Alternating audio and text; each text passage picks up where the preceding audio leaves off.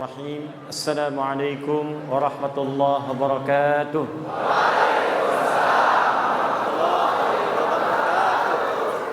Alhamdulillahilladzi faddala ahlal ilmi biraf'id darajat.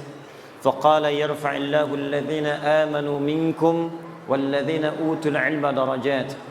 Alhamdulillahilladzi sawwa ahlal ilmi bil mujahidin fi sabili فأنزل آية في التوبة فقال وما كان المؤمنون لينفروا كافة فلولا نفر من كل فرقة منهم طائفة ليتفقهوا في الدين ولينذروا قومهم إذا رجعوا إليهم لعلهم يحذرون ثم الصلاة والسلام على المصطفى رسول الله محمد سيدنا وعلى آله وصحبه أجمعين صلوا على النبي اللهم صل وسلم وبارك عليه الذي قال في حديثه من سلك طريقا يلتمس فيه علما سهل الله له طريقا إلى الجنة اللهم صل وسلم وبارك على رسولك الكريم النبي الأمين سيدنا محمد وعلى آله وصحبه وأمته إلى يوم الدين أما بعد فيا عباد الله أوصي نفسي وإياكم بتقوى الله فقد فاز المتقون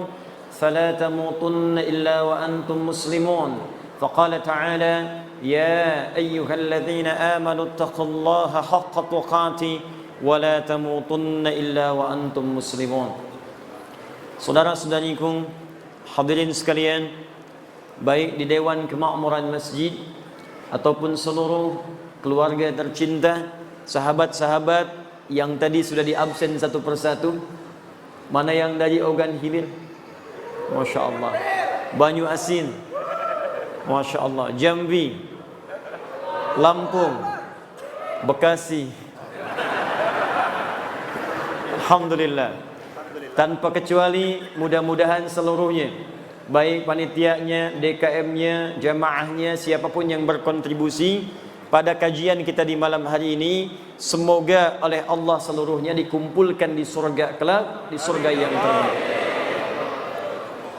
Namun demikian Allah sendiri menjawab dalam Al-Quran, masuk surga itu tidak cukup dengan amin. Kalaulah masuk surga cukup dengan amin, maka setiap orang akan mengatakan amin, masuk dia ke dalam surga. Karena itulah kemudian amin ini oleh para ulama-ulama tafsir diberikan pengertian sesuatu yang dikabulkan jika kemudian didahului dengan ikhtiar untuk mewujudkannya. Jadi ada amin, ada istajib. Istajib, kabulkan sekedar minta. Amin baru dikabulkan setelah dikerjakan.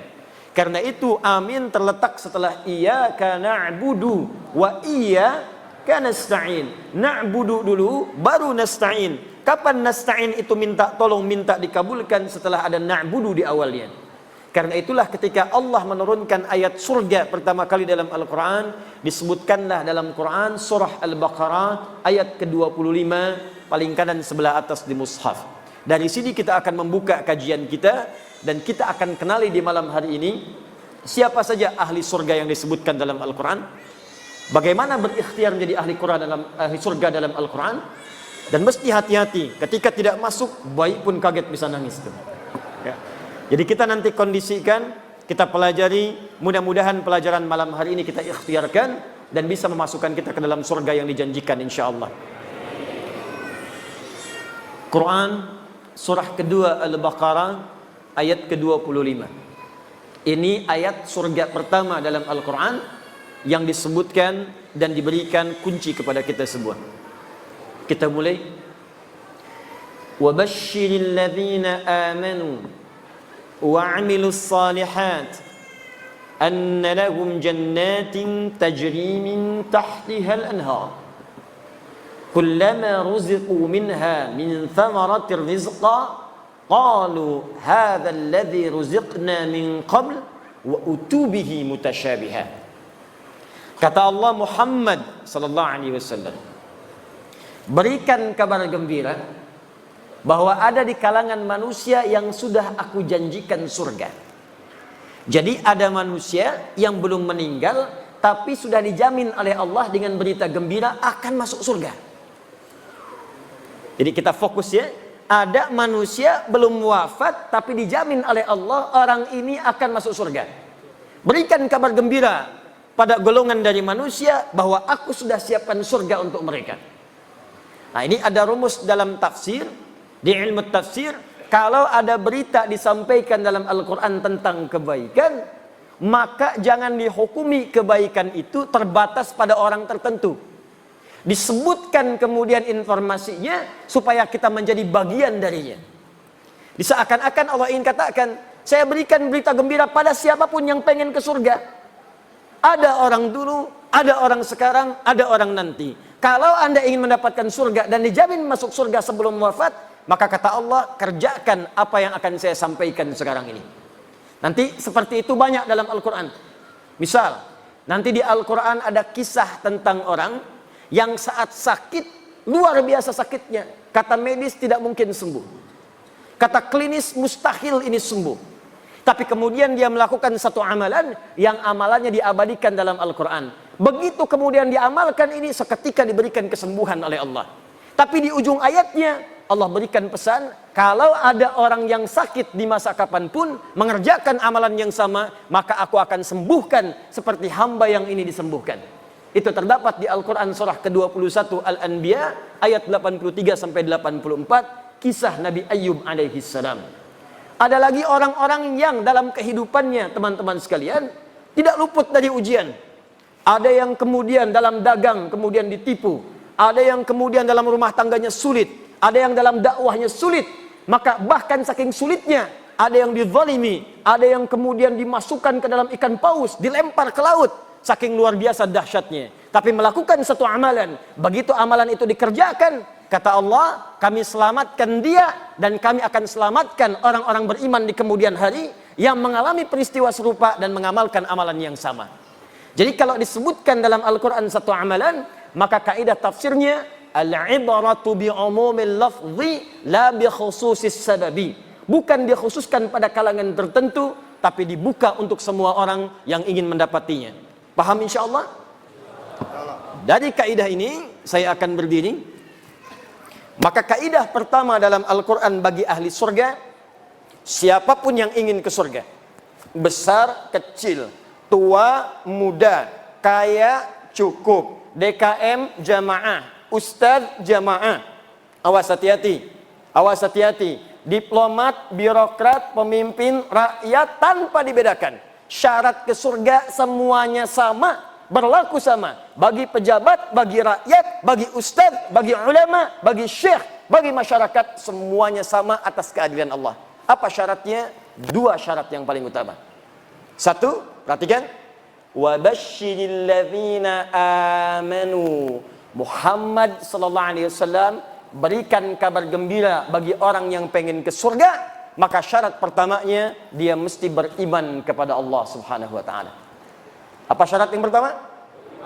Iman. Boleh saya tulis di sini? Boleh. Saya cek sebentar. Ibu, kelihatan ini bu? Masya Allah kelihatan. Belum saya tulis sudah kelihatan. Itu imannya kuat pak. Cuman di Baitur Rahman belum saya tulis sudah kelihatan. Luar biasa. Emak-emak masa kini. Al-iman. Lihat sini, saya coba berikan dulu ilmu tafsirnya dari kaidah bahasa, ilmu nahwu. Di bahasa nanti ada 4 ilmu yang paling utama. 1 nahwu, 2 sharaf, ketiga balaghah. Balaghah dibagi 3 lagi. Ada ilmu ma'ani, ilmu bayan, ilmu badi'. Yang keempat arud. Arud dibagi 16 ilmu lagi, dikenal dengan bahar namanya.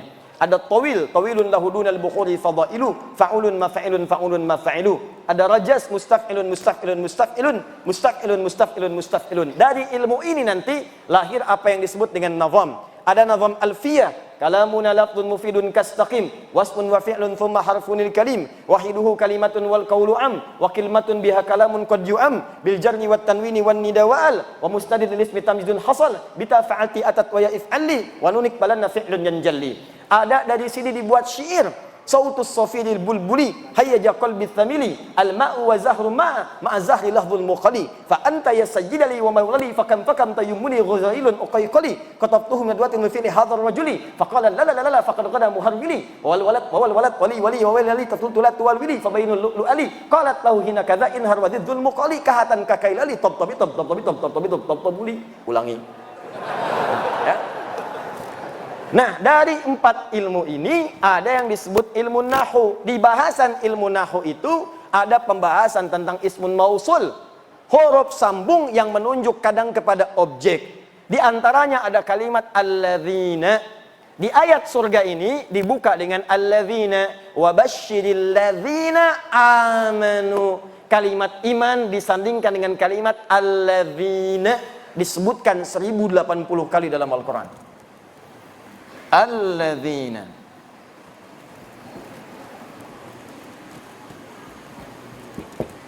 Disebutkan 1080 kali dalam Al-Quran. Nah, yang ingin saya sampaikan, kalau ada kata alladzina disebutkan dalam Al-Quran, dalam bahasa ilmu nahwu, alladzina ini adalah ismun mausulun amiyun. Isim mausul penunjuk kata sambung pada objek yang sifatnya umum, mencakup semua kalangan tanpa batas. Mau besar, kecil, tua, muda, laki-laki, perempuan, yang kaya, yang cukup, yang status tinggi, statusnya cukup, semua tanpa kecuali. Seakan-akan Allah ingin katakan begini cara ngajinya. Saya berikan kesempatan yang sama pada semua manusia, semua berpeluang masuk surga. Yang besar, surga. Yang kecil, surga. Laki-laki, surga. Perempuan, surga. Kaya, surga. Cukup, surga. Semua punya kesempatan yang sama, sepanjang dia memenuhi syarat yang saya sebutkan, kata Allah. Apa syarat yang pertama? Iman. Saya sekarang mau tanya, yang ada di sini semua sudah beriman? Yang belum beriman boleh angkat tangan.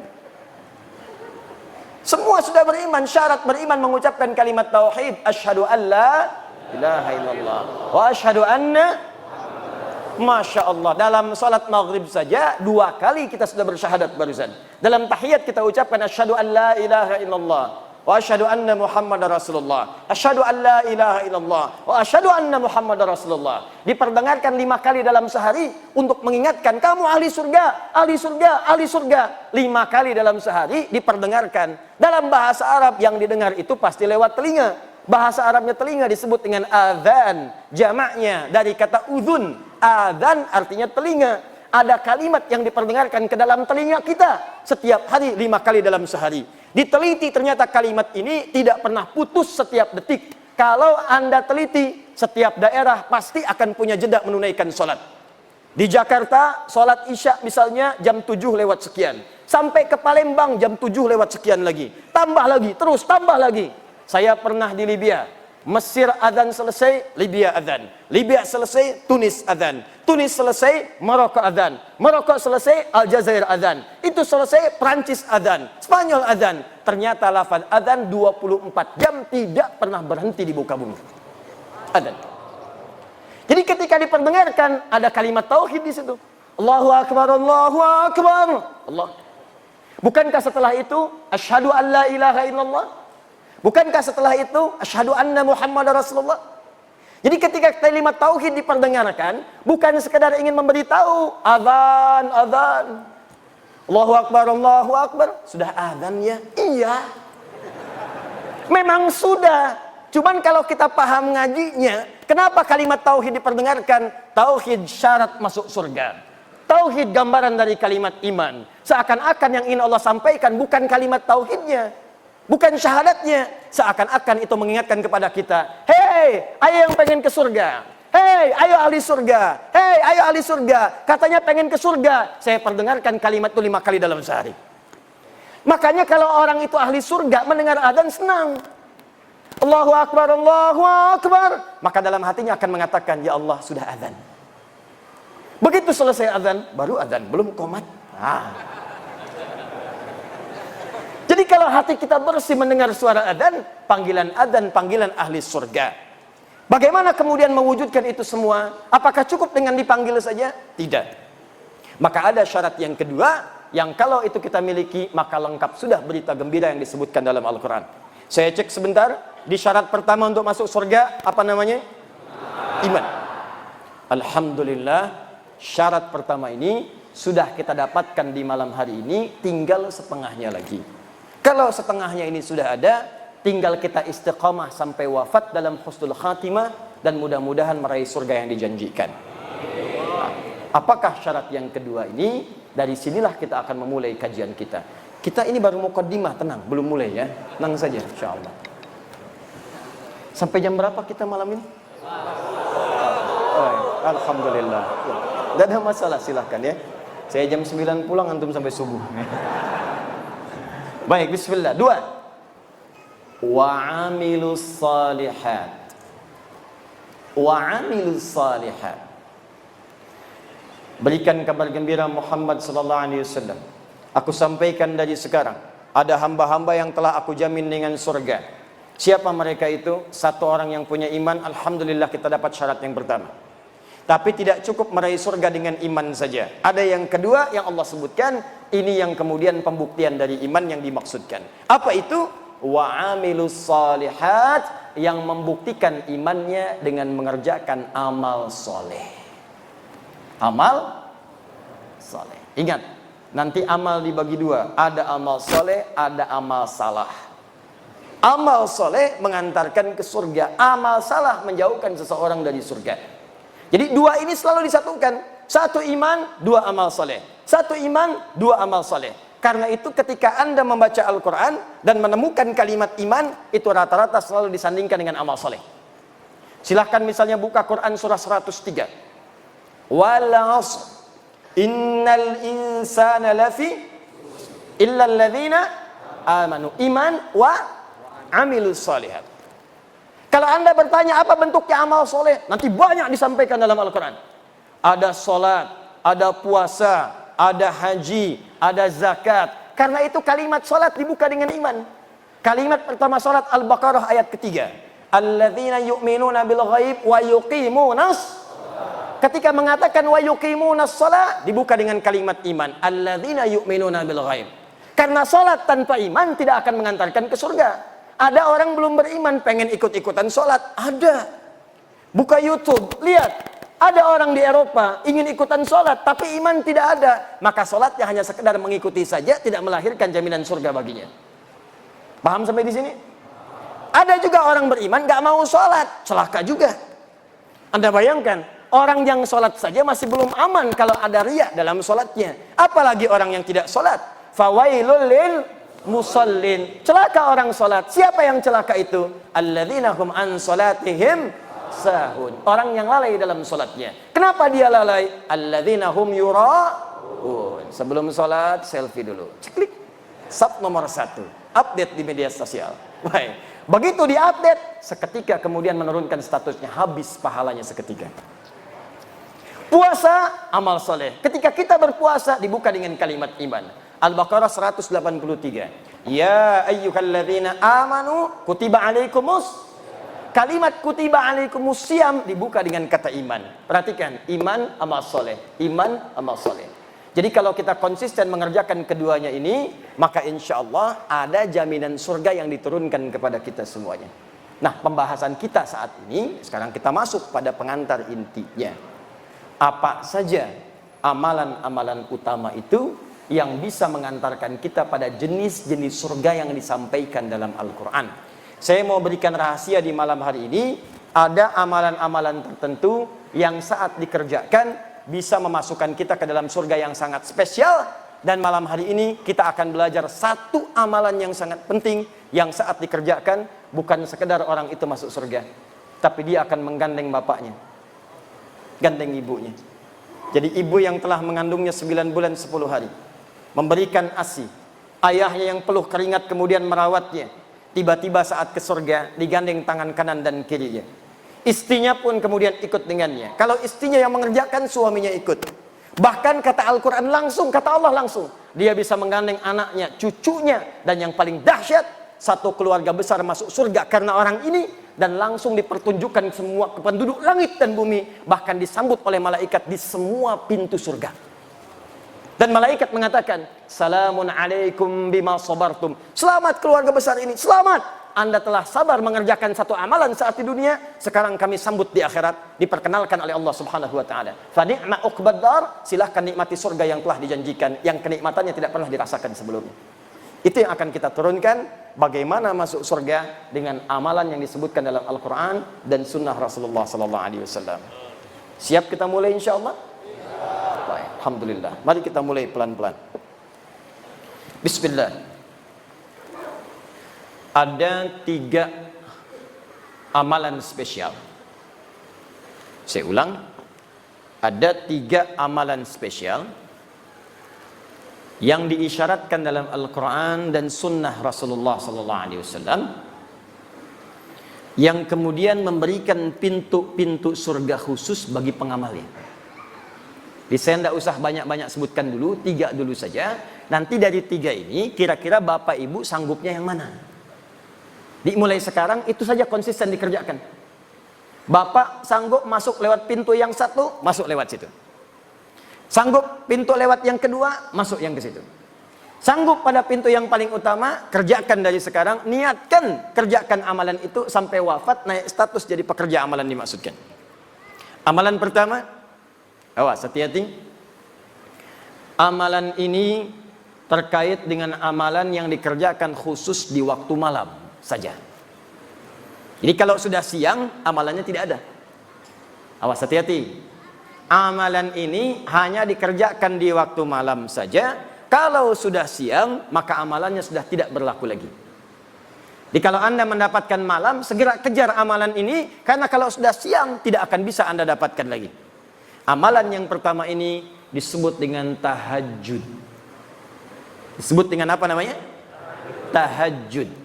Inna fil jannati baban yuqalu tahajjud. Sungguh di surga itu ada satu pintu nanti disebut dengan pintu tahajud, yang hanya masuk ke situ orang-orang yang rajin tahajud. Bahkan dikatakan ainal mutahajjidun, ainal mutahajjidun. Mana ahli tahajud? Mana ahli tahajud? Fa idza dakhaluhu ughliqat. Kalau sudah masuk ahli tahajud, ditutup pintunya serapat mungkin. Jadi yang cuma ikut-ikut nonton melihat orang tahajud tidak bisa masuk. Hanya ahli tahajud tidak bisa masuk. Dan dahsyatnya ahli tahajud ini ketika masuk ke dalam surga yang dimaksudkan, diberikan tempat spesial oleh Allah langsung di taman surga. Jadi kalau Bapak Ibu tinggal di komplek, kemudian tinggalnya di depan taman, enak tidak? Bagus tidak? Nah, ada orang masuk surga tinggalnya di taman surga langsung. Dan keistimewaan yang kedua, dia langsung diperkenankan oleh Allah sebelum masuk ke surganya bisa melihat Allah langsung tanpa hijab, yang di dunia tidak pernah ditatap. Anda bayangkan ya, Bapak Ibu punya anak sekolah misal di Amerika 20 tahun tidak pernah jumpa. Ada berita besok mau tiba di Soekarno-Hatta di Jakarta. Pesawat landingnya tibanya jam 7, Bapak Ibu jemput datang ke bandara jam berapa? Bukan sekedar jam 5, dari sehari sebelumnya sudah terbang ke Jakarta. Ditunggu di bandara.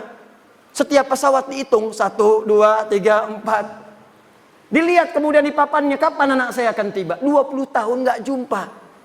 20 tahun tak pernah tatap, 20 tahun tak pernah bertemu. Begitu disampaikan akan tiba pertemuan, rindunya luar biasa. Kita ini selama hidup tak pernah menatap Allah. Hanya yakin iman, tapi tak pernah nampak dalam pandangan kita. Maka mustahil ada orang beriman yang tidak merindukan Allah. Mustahil. Semakin kuat iman kita, semakin rindu kita berjumpa dengan Allah. Makanya abangda kita, sahabat kita, ustaz kita, Allah yarham Ustaz Arifin Ilham, 2 hari sebelum wafat, saya ada perasaan ingin terbang ke Penang, ingin jumpa. Qadar Allah kemudian pesawatnya begitu padat, tak mendapatkan tiket yang diharap. Tiba-tiba dapat berita kemudian wafat. Inna lillahi wa inna ilaihi raji'un. Tapi tidak banyak orang mengetahui sebelum wafat kalimat apa yang dituliskan oleh beliau. Liqa Allah. Kata beliau, sekarang tiba melepas kerinduan berjumpa dengan Allah Subhanahu wa taala. Tidak ada kerinduan terbesar bagi orang beriman kecuali 2. Berjumpa dengan Allah, menatap Rasulullah SAW. Tak pernah kita hidup bersama Rasulullah. Bahkan dalam mimpi jarang kita bermimpi menatap beliau. Tak pernah kita berjumpa. Orang yang mengorbankan tenaganya, fikirannya, bahkan jiwanya untuk umatnya. Azizun alaihi ma'anittum, harisun alaikum bil mu'minina raufur rahim. Ini orang, kata Allah, saking luar biasanya, kalau umatnya memiliki persoalan, dia akan mengatakan, ya Allah, jangan berikan kepadanya, timpakan saja kepada saya supaya dia ringan bebannya. Ya Rabb, kalau sakaratul maut itu begitu sakit, maka timpakan semua sakaratul maut yang akan dirasakan oleh umatku, timpakan sekarang kepadaku, supaya mereka tidak merasakannya lagi.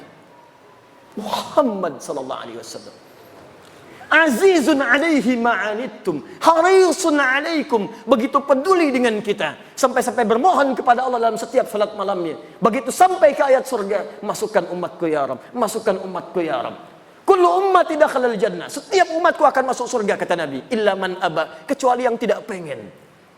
Muhammad sallallahu alaihi wasallam tak pernah hidup dengan beliau di dunia, jarang kita menatap di alam mimpi. Maka siapa yang tidak rindu berjumpa dengan Rasulullah sallallahu alaihi wasallam di akhirat nanti? Itu kerinduan.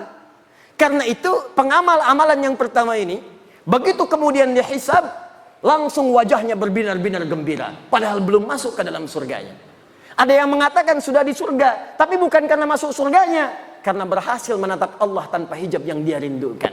Turunlah Quran surah ke-75, namanya surah Al-Qiyamah. Sebelum surga itu dimasuki, terjadi kiamat. Saat hisab berlangsung, muncullah keistimewaan itu. Ayat 22 sampai ayat 23. Perhatikan kalimat Al-Qurannya. Wujuhu yawma idhin nadhirah. Ada orang yang pada saat itu wajahnya berbinar-binar gembira. Anak yang wisuda belajar.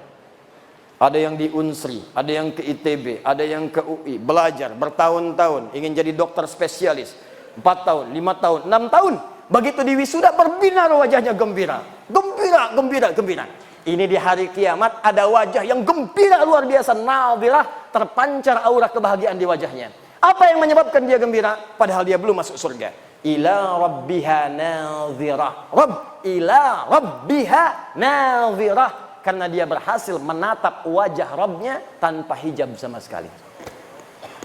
Siapa orang ini? Bahkan hebatnya nanti, di ayat nanti akan disebutkan ahli ini. Orang-orang ini bukan sekedar bisa menatap Allah, tapi semua kebutuhan di surganya langsung diberikan oleh Allah tanpa perantara. Jadi nanti kalau di surga yang standar, yang penting ke surga. Di surga standar, ada pelayan surga namanya wildanun mukhalladun. Kalau laki-laki dilayani oleh bidadari surga, yang cantiknya, ya jangan bayangkan dulu istri masing-masing. Jauh, jauh, jauh. Ada yang seperti berlian. Jadi begitu kemudian menatapnya, cahaya berkilauan. Masya Allah. Bapak ibu lihat istri masing-masing, tembaga. Minimal masih ada pancarannya. Ada yang seperti mutiara, lu'lu'u wal marjan. Ada berlian yang jarang didapatkan. Anda pakai berlian, ibu pakai berlian, bangganya luar biasa. Di surga langsung pelayannya, wajahnya seperti berlian. Masya Allah. Hurun 'ain. Hurun 'ain.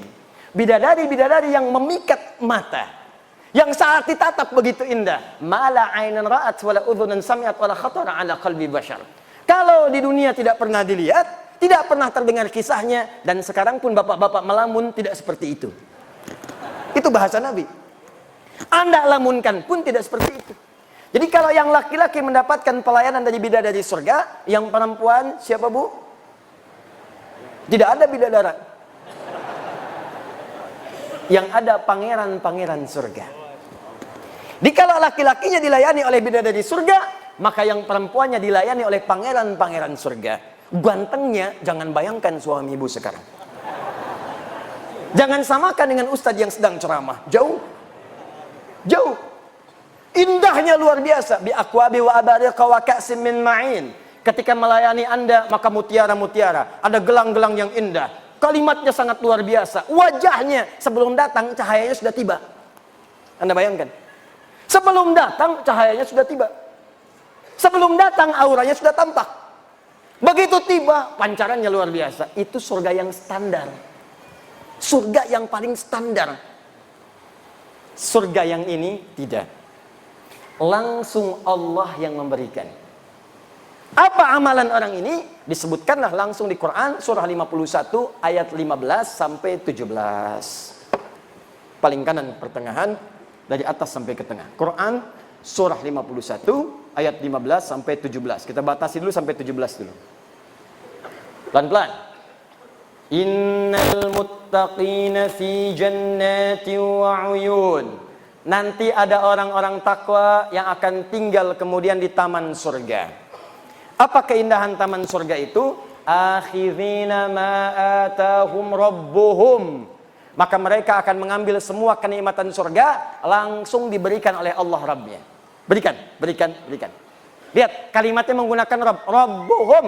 Ketika menatap Allah, kalimatnya menggunakan Rabb. Wujuhu yawma idzin nadhirah ila rabbiha nadhirah. Rabb. Yang memberikan nikmatnya, Rabb.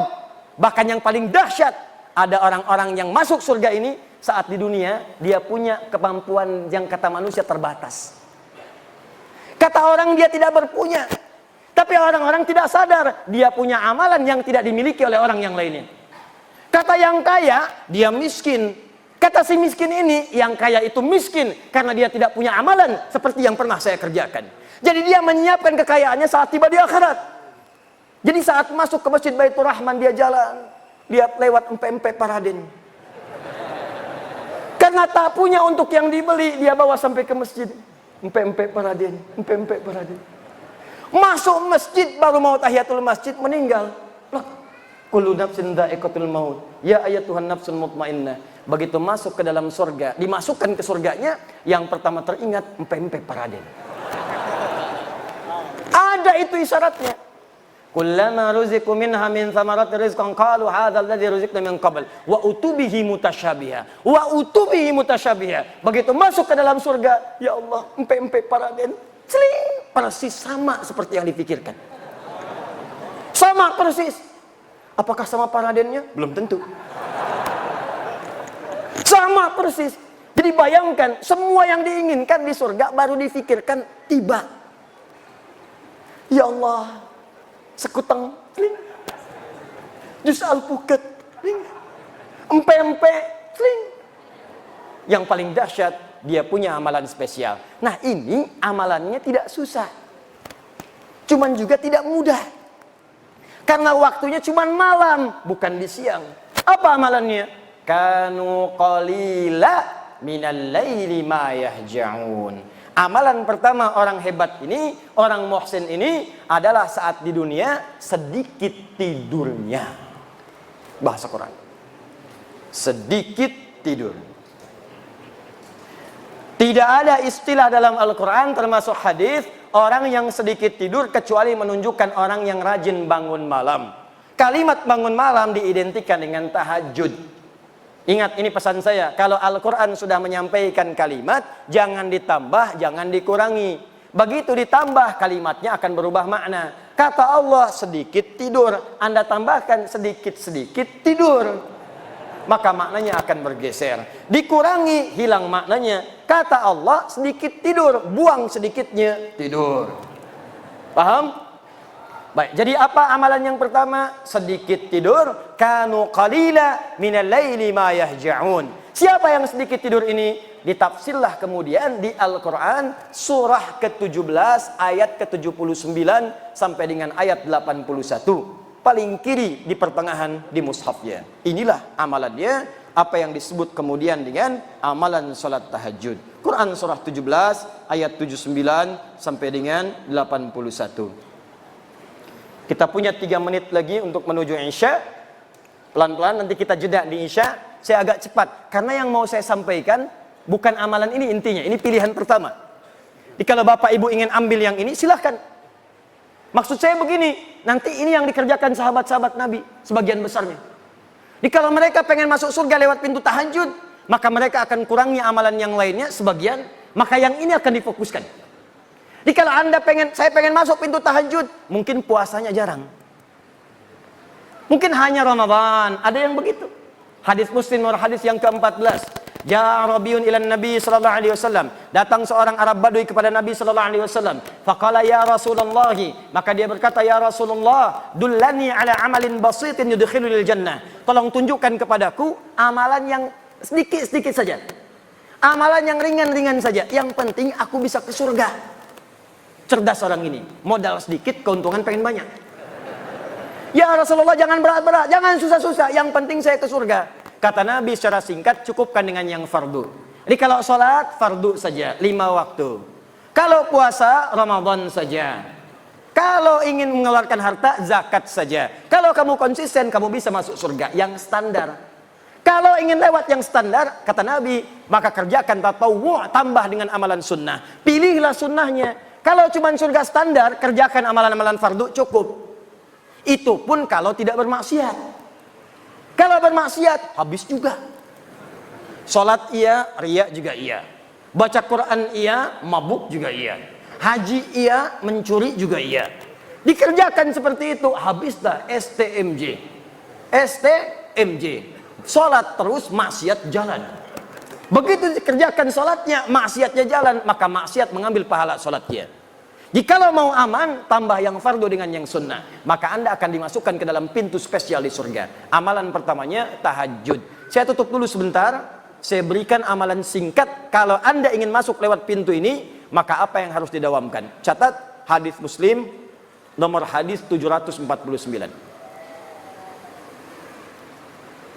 Salatul laili mathna mathna, fa idza khashiya ahadakumul fajra falyutir rak'atan wahidah.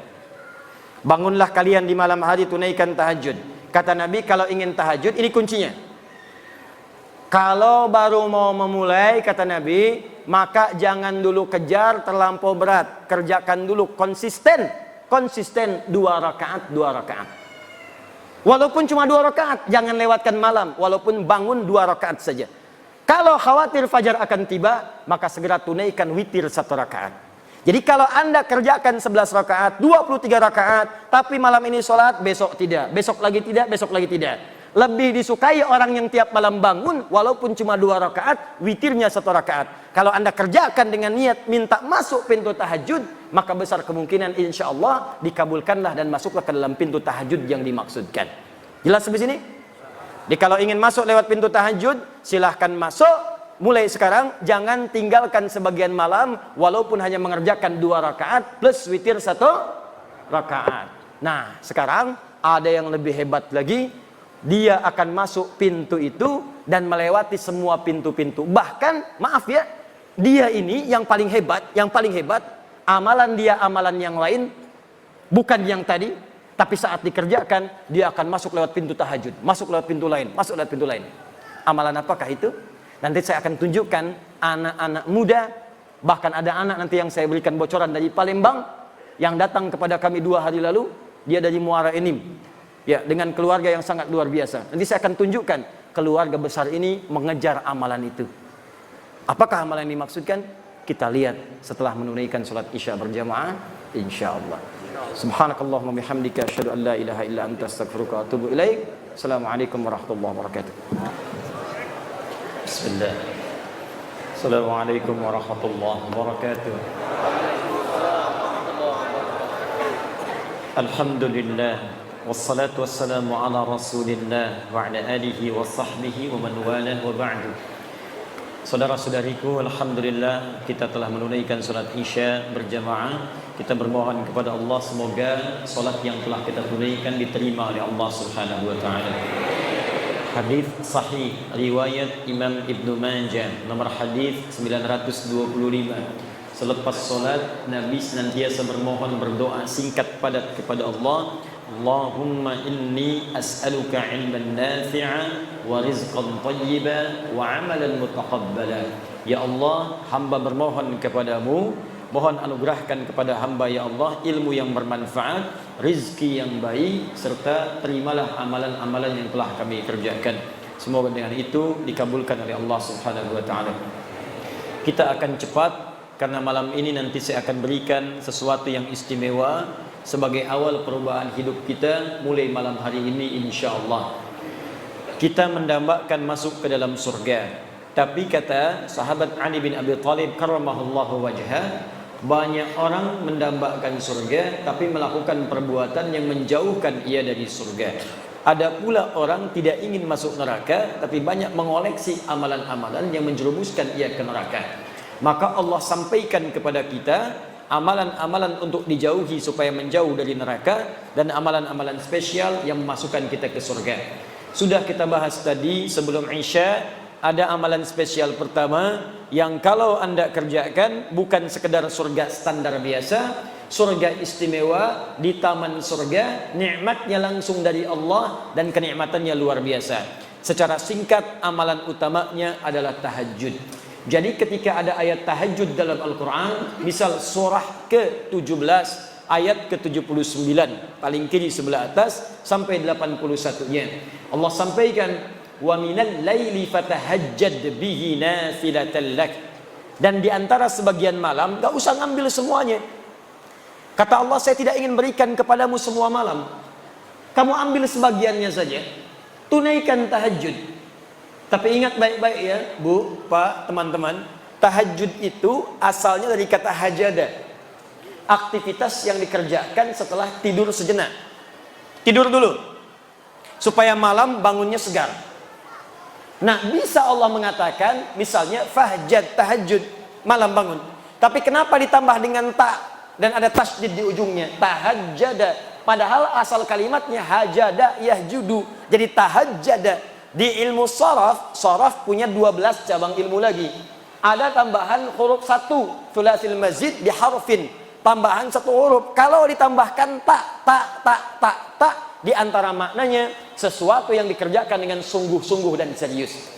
Jadi kalau Anda ingin membangun malam, itu mesti sungguh-sungguh, mesti serius, harus ada persiapan, ada usaha. Ini menunjukkan amalan ini sekalipun kelihatannya mudah, tapi tidak mudah dikerjakan kecuali sungguh-sungguh dalam merencanakannya. Kalau di akhirnya ada tasydid, pakai tasydid dari kata syiddah, ini menunjukkan amalan itu tidak mudah dan butuh motivasi 2 kali lipat. Karena itu orang-orang yang pengen tahajud bangunnya 3:30, itu pasang alarm bisa dari jam 2, Pak. Pengen sholat 3:30, pasang alarm jam 2, alarmnya sampai 4 kali. Jam 2:15, 2:30, jam 3, 3:15. Untuk sholat jam 3:30, alarm jam 2:15 untuk mematikan alarm yang kedua. Alarm kedua mematikan alarm yang ketiga. Alarm ketiga untuk alarm yang keempat. Baru yang keempat pun masih ngantuk. Alhamdulillahilladzi ahyana ba'da ma amatana wa ilaihin nusur. Bangun-bangun jam 6. Kelihatannya sedikit. Maka dari itu bagi yang ingin tahajud, silahkan siapkan diri. Anda masuk pintu tahajud ke surga spesial. Dan kalau ingin mulai, jangan membebani diri. Ad-dinu yusrun wala usrun. Agama itu mudah, jangan dipersulit. Maka naik tangga itu jangan langsung naik tangga ke tangga yang kelima, tangga ke-7, karena tangga dimulai dari tangga pertama, kedua, ketiga, dan seterusnya. Maka kata Nabi di hadis Muslim nomor hadis 749 dari Ibnu Umar radhiyallahu taala anhuma, salatul laili matna matna. Kalau pengen salat malam mulai 2 dulu. Kalau sudah nikmat tambah 2 lagi. Itu pun jangan baca yang panjang-panjang dulu. Faqra'u ma tayassara minal Qur'an. Surah 74, surah ke-73 ayat ke-20. Faqra'u ma tayassara minal Qur'an. Yang gampang-gampang dulu. Mungkin malam pertama kalau nggak pernah tahajud, malam pertama kul dulu. Rakaat kedua kul lagi. Al-Falaq, An-Nas, kul dengan kul. Witirnya kul lagi. Kul huwallahu ahad. Nggak apa-apa. Kalau sudah terbiasa, besok bangun lagi, tambah 2 lagi, tambah 2 lagi, tambah 2 lagi. Ada yang 11, ada yang semakin nikmat 23. Di Madinah ada yang sampai 39, ada yang lebih daripada 40. Saking nikmatnya mengejar pintu surga dengan tahajud. Dan pintu ini penting. Nanti kalau Bapak Ibu umrah atau haji nanti akan berangkat, saya doakan insya Allah yang belum berangkat dipercepat untuk berangkat. Insya Allah. Ya. Insya Allah. Dan tidak cukup dengan amin, nabung. Nabung insya Allah. Pasang target. Nanti kalau ke Madinah, masuk Masjid Nabi, saat nanti akan masuk ke Masjid Nabi itu, begitu Anda masuk, nanti ada wilayah khusus yang karpetnya merah, atasnya ada manik-manik lampu. Nah, di wilayah itu ada karpet hijau disebut dengan Raudhah. Sebelah kiri Raudhah, dekat yang makam Nabi itu, kamarnya Nabi, itu nanti ada wilayah Suffah. Sebelum Suffah ada yang seperti panggung kecil, ada gundakan. Itulah dulu kamarnya Sayyidina Ali bin Abi Thalib ketika berumah tangga dengan Fatimah Az-Zahra. Tahukah Anda, kalau tiap malam saking pentingnya tahajud, Nabi bangun, membangunkan Ali bangun, Fatimah bangun, ayo istrinya bangun. Saking inginnya keluarga Nabi itu bertemu dengan Allah, rindunya lepas, masuk lewat pintu tahajud, dibangunkan semuanya. Padahal Nabi ahli surga, Ali ahli surga, Fatimah itu putri surga, Al-Hasan penghuni surga, Al-Husain penghuni surga. Dua-duanya adalah penghuni surga, pemimpin para pemuda. Al-Hasan dan Al-Husain malamnya masih tahajud. Antum siapa? Ibu istri Nabi bukan. Antum menantu Nabi bukan. Cucu Nabi bukan. Tetangga Nabi bukan. Sahabat bukan. Tabi'in bukan. Imam juga bukan. Makmum kadang-kadang. Pengen masuk surga lewat pintu tahajud, surga Firdaus. Bangun malam terlewat. Anda siapa? Sehat. Makanya sering disindir oleh Allah. Buka Quran surah ke-73. Al-Muzammil, orang yang berselimut nikmat dalam tidurnya. Al-Mudaththir, orang yang berselimut untuk berlindung dari sesuatu yang menegangkan. Al-Muzammil pakai selimut menikmati malam. Ya ayyuhal muzammil, hai yang sedang berselimut menikmati tidurnya malam. Qumil laila illa qalila. Katanya pengen ke surga, katanya spesial. Ayo bangun malam, kalaupun cuma sedikit. Nisfahu aw yunqus minhu qalila. Ayo ambil pertengahannya, atau kalau enggak kuat ujungnya mendekat ke arah subuh. Auzid alaihi warattilil Qur'ana tartila. Atau kemudian tambah sedikit, jangan terlampau dekat ke subuh, supaya engkau menikmati bacaannya. Bacalah Quran dengan tartil. Innalaka fin nahari sabhan tawila. Duh, katanya pengen ke surga. Siang harinya sibuk luar biasa. Sibuk kerja. Ada yang jualan, ada yang menjahit. Ya. Ada yang jual ini, ada yang jual itu, ada yang jual pakaian, ada yang ngajar, ada yang macam-macam, ada yang ke kantor. Masya Allah, siangnya sibuk kerja, malamnya tidur. Cita-cita masuk surga. Makanya kata Allah, kamu ini aneh. Katanya pengen ke surga, siangnya sibuk kerja, malamnya nikmat tidur. Cita-cita ke surga, bangunlah walaupun cuma 2 rakaat. Siap tahajud? Siap tahajud? Allahu Akbar. Insya Allah, mudah-mudahan di hari kiamat kita dibangkitkan, ada pintu tahajud memanggil kita. Masya Allah. Aina fulan, wong kita galuh. Wah, mutahajidun. Mana orang Palembang yang tahajud? Langsung disebut Palembangnya. Masuk. Masya Allah. Pak Edi Taylor, masuk. Bapak Sabil, masuk. Pak Lutfi, masuk. Prabu Muli, masuk. Oki, masuk. Banyu Asin, masuk. Indonesia, masuk. Masya Allah. Ketika pintu tahajud memanggil, ada pintu lain lagi yang memanggil. Pintu ini disebut dengan Ar-Rayyan. Inna fil jannati, hadis Al-Bukhari, baban yuqalu Ar-Rayyan. Sungguh di surga itu ada satu pintu, namanya pintu Ar-Rayyan. Pintu ini akan memanggil ahli puasa. Aina shaimun, aina shaimun. Puasa disebut dengan as-siyam. Orangnya disebut dengan shaim kalau laki-laki. Perempuan tinggal tambah tak di ujungnya. Muslim laki-laki, perempuan muslimah. Mukmin laki-laki, perempuan mukminah. Shaim laki-laki, perempuan ya. Ahli puasa. Puasanya disebut dengan as-siyam. Ya ayyuhalladzina amanu kutiba alaikumus siyam. Ingat as-siyam bukan as-siyab. As-siyam. As-siyam itu puasa. Ya. Saya baru turun dari bandara, saya lihat kemudian ada baligo besar. As-siyab katanya, baik. Tapi untuk ahli surga yang kedua ini yang spesial, as-siyam, orang yang rajin puasa. Jadi bukan cuma nunggu Ramadan. Pada Ramadan pengen Syawal. Dalam Syawal pengen Senin. Dalam Senin nunggu Kamis. Dalam Kamis nunggu pertengahan bulan Ayyamul Bid. Bahkan ada yang paling dahsyat, saking cintanya dengan puasa, ditunggu sampai dengan mengerjakan puasa Daud. Hari Senin puasa, Selasa tidak. Rabu puasa, Kamis tidak. Jadi kalau sedang puasa Daud, itu sudah puncak tertinggi puasa sunnah. Puncak tertingginya. Jadi kalau masuk misalnya Kamisnya mesti buka, jangan puasa. Orang yang biasa puasa Senin Kamis kemudian puasa Daud, maka ketika jatuh bersamaan dengan puasa Senin Kamisnya, pahalanya dituliskan sekaligus.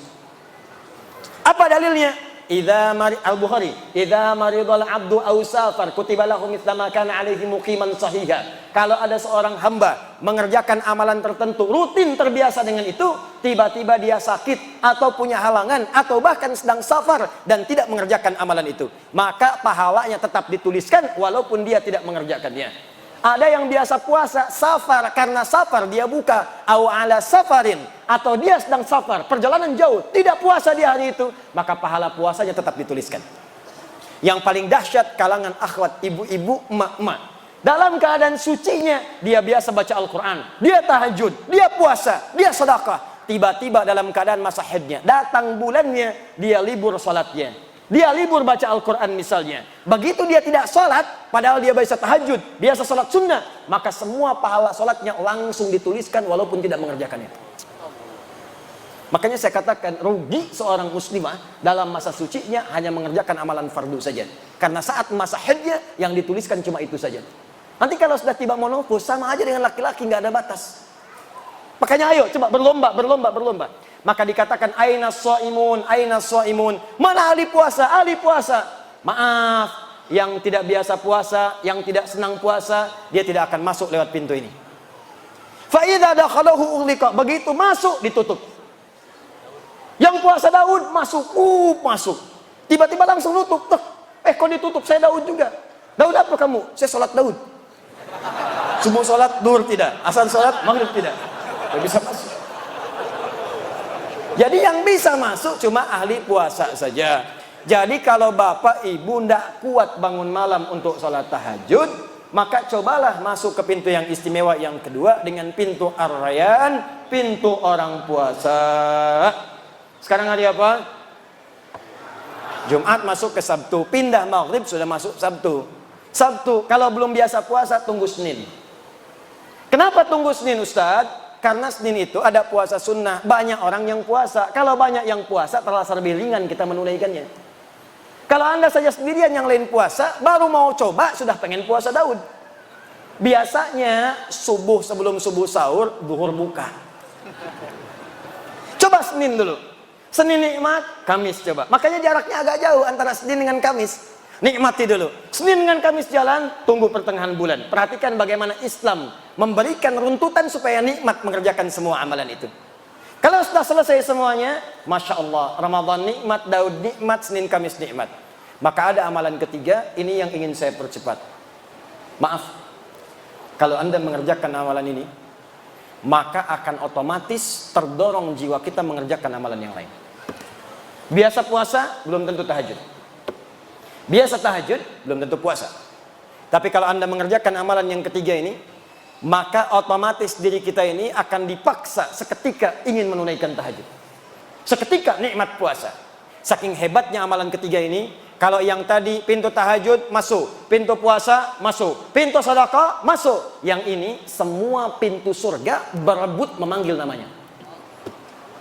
Sampai Abu Bakar As-Siddiq radhiyallahu taala anhu mengatakan pada Nabi, ya Rasulullah, apakah saya bisa masuk lewat pintu-pintu itu? Kata Nabi, semoga engkau termasuk dari bagiannya.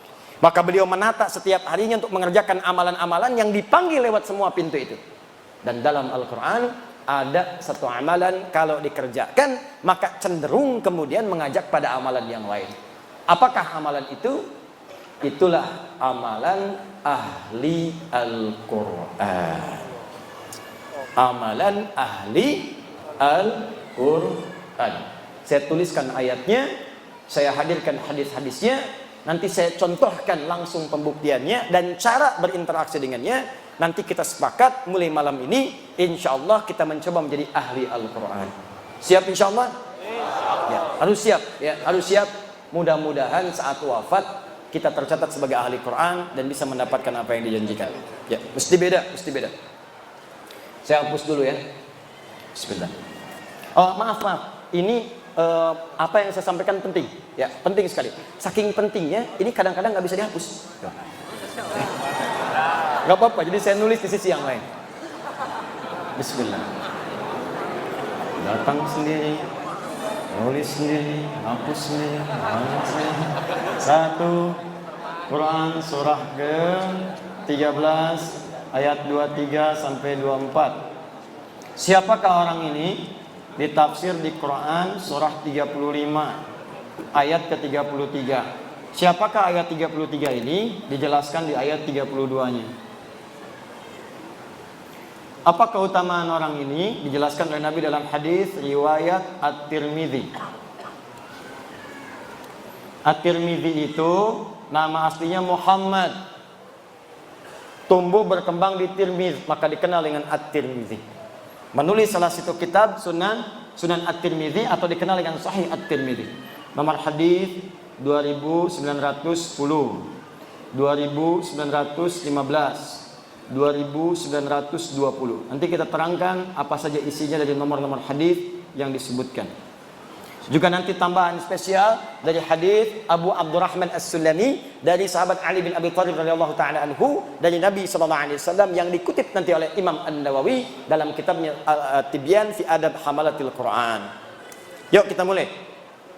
Bismillah. Setelah ini nanti saya tunjukkan sedikit tentang cara menjadi ahli Quran. Kalau masih nanti ada waktu saya bahas nanti pertanyaan-pertanyaan yang disampaikan. Bismillah. Quran surah 13 Ar-Ra'd ayat 23 sampai 24.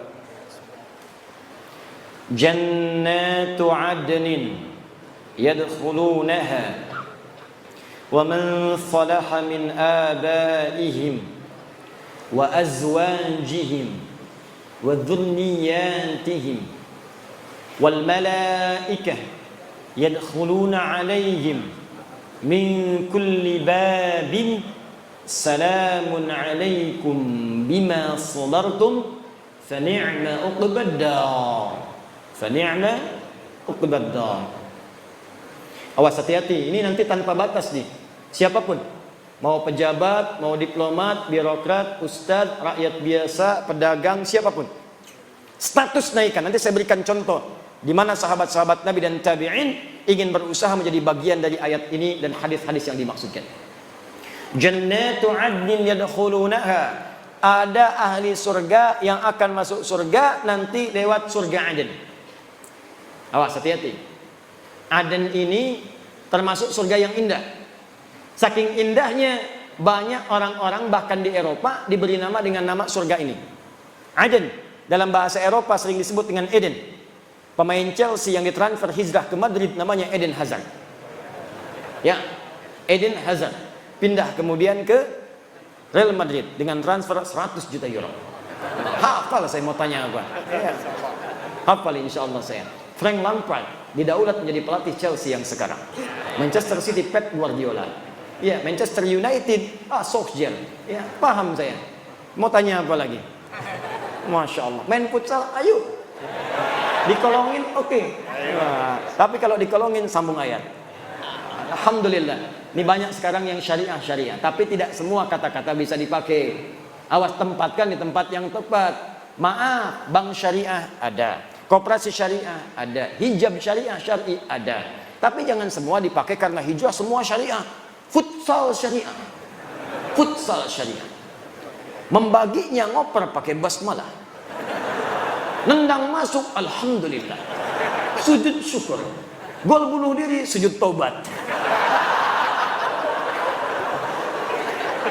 Tidak, ya, tidak semua menggunakan kata syariah. Ayo kembalikan di sini. Masuk surga Aden. Saking indahnya nanti kita akan bahas. Ternyata nanti akan masuk lewat semua pintu surga. Yang dahsyat bukan hanya orang itu saja. Awas, hati-hati. Wa man salaha min abaihim, Allahu akbar. Bapak-bapaknya, ibunya yang soleh digandeng oleh dia. Jadi anak ini mengamalkan satu amalan. Dan amal ini saat dikerjakan didukung oleh bapak ibunya. Di bapak ibunya ini nggak maksimal, nggak mampu seperti anaknya. Anaknya hafal Quran, bapaknya tidak. Anaknya hafal Quran, ibunya bukan hafizah. Tapi karena kesungguhan bapak ibunya, ngantar dia ke pesantren, mendoakan tiap malam. Anaknya 30 juz, ibunya juz 30. Tapi ketika masuk surga, anaknya bangga menggandeng bapak ibunya. Diperkenalkan kepada semua penduduk langit dan bumi. Ini bapak saya, ini ibu saya. Siapa Anda yang banggakan anaknya saat di dunia? Ranking 1, juara matematika, juara fisika. Jangan bangga dulu, karena yang tak beriman pun dapat Nobel.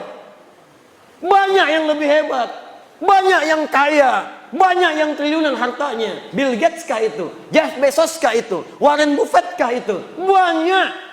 Tapi yang kaya akhirat tidak ditemukan saat ini, nanti pembuktiannya. Maka saya ingin tunjukkan kepada Anda, jangan kalah oleh orang tua sekarang yang sudah berebut anak saya menjadi ahli Quran.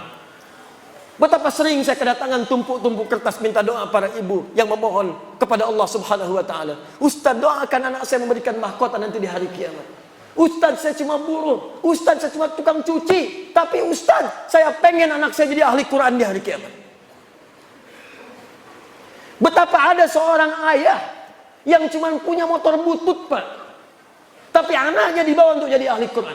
Dimodifikasi dashboardnya, menempuh jarak 20 km. Dibonceng anaknya, bawa anaknya buta, nggak bisa lihat. Sampai ke syekhnya datang, mau apa ke sini? Mau jadi ahli Quran. Bolak-balik, ini kisah nyata. Bolak-balik, namanya Mu'adh.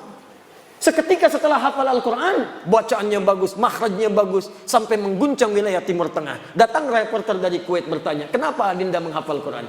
Apa yang dia katakan? Saya akan membawa Quran ini, dia belum balik waktu itu. Saya akan membawa Quran di hari kiamat. Dengan tangan saya gemetar, kaki saya gemetar. Saya tidak bisa berjumpa di hari kiamat nanti saat hisab dengan ayah saya lagi. Ibu saya tidak ada. Tapi saya akan berkata di hadapan Allah, Ya Rabb, saya telah berusaha menghafal Quran selama hidup di dunia. Kalaupun bekal ini belum cukup masuk ke surga, tolong kurangi hukuman saya di neraka dengan Quran yang telah saya hafalkan ini. Tapi apa jawab Allah? Bukan neraka untukmu, surga untukmu. Bawa bapakmu, gandeng ibumu yang telah mendukungmu menjadi ahli Quran saat di dunia.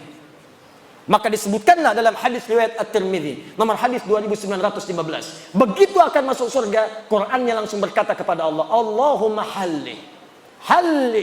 Karena itu di Quran surah 35 ayat 33, paling kiri sebelah atas, maka disebutkanlah dia akan dihiasi. Ya Allah, kata Al-Quran, hiasi dia. Jannatu adnin yadkhulunaha yuhallawna fiha min asawir. Maka Allah tidak ridha ahli Quran ini masuk ke dalam surga sebelum diberikan perhiasan dulu.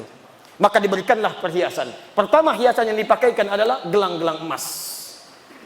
Setelah dipakaikan gelang-gelang emas, diberikanlah mahkota. Fayulbasu ilaihi tajul karamah. Maka dipakaikan di atas kepalanya mahkota kehormatan untuk membedakan dengan yang bukan ahli Al-Quran. Begitu dipakaikan mahkota itu, maka kemudian Allah firmankan, hadirkan mahkota baru.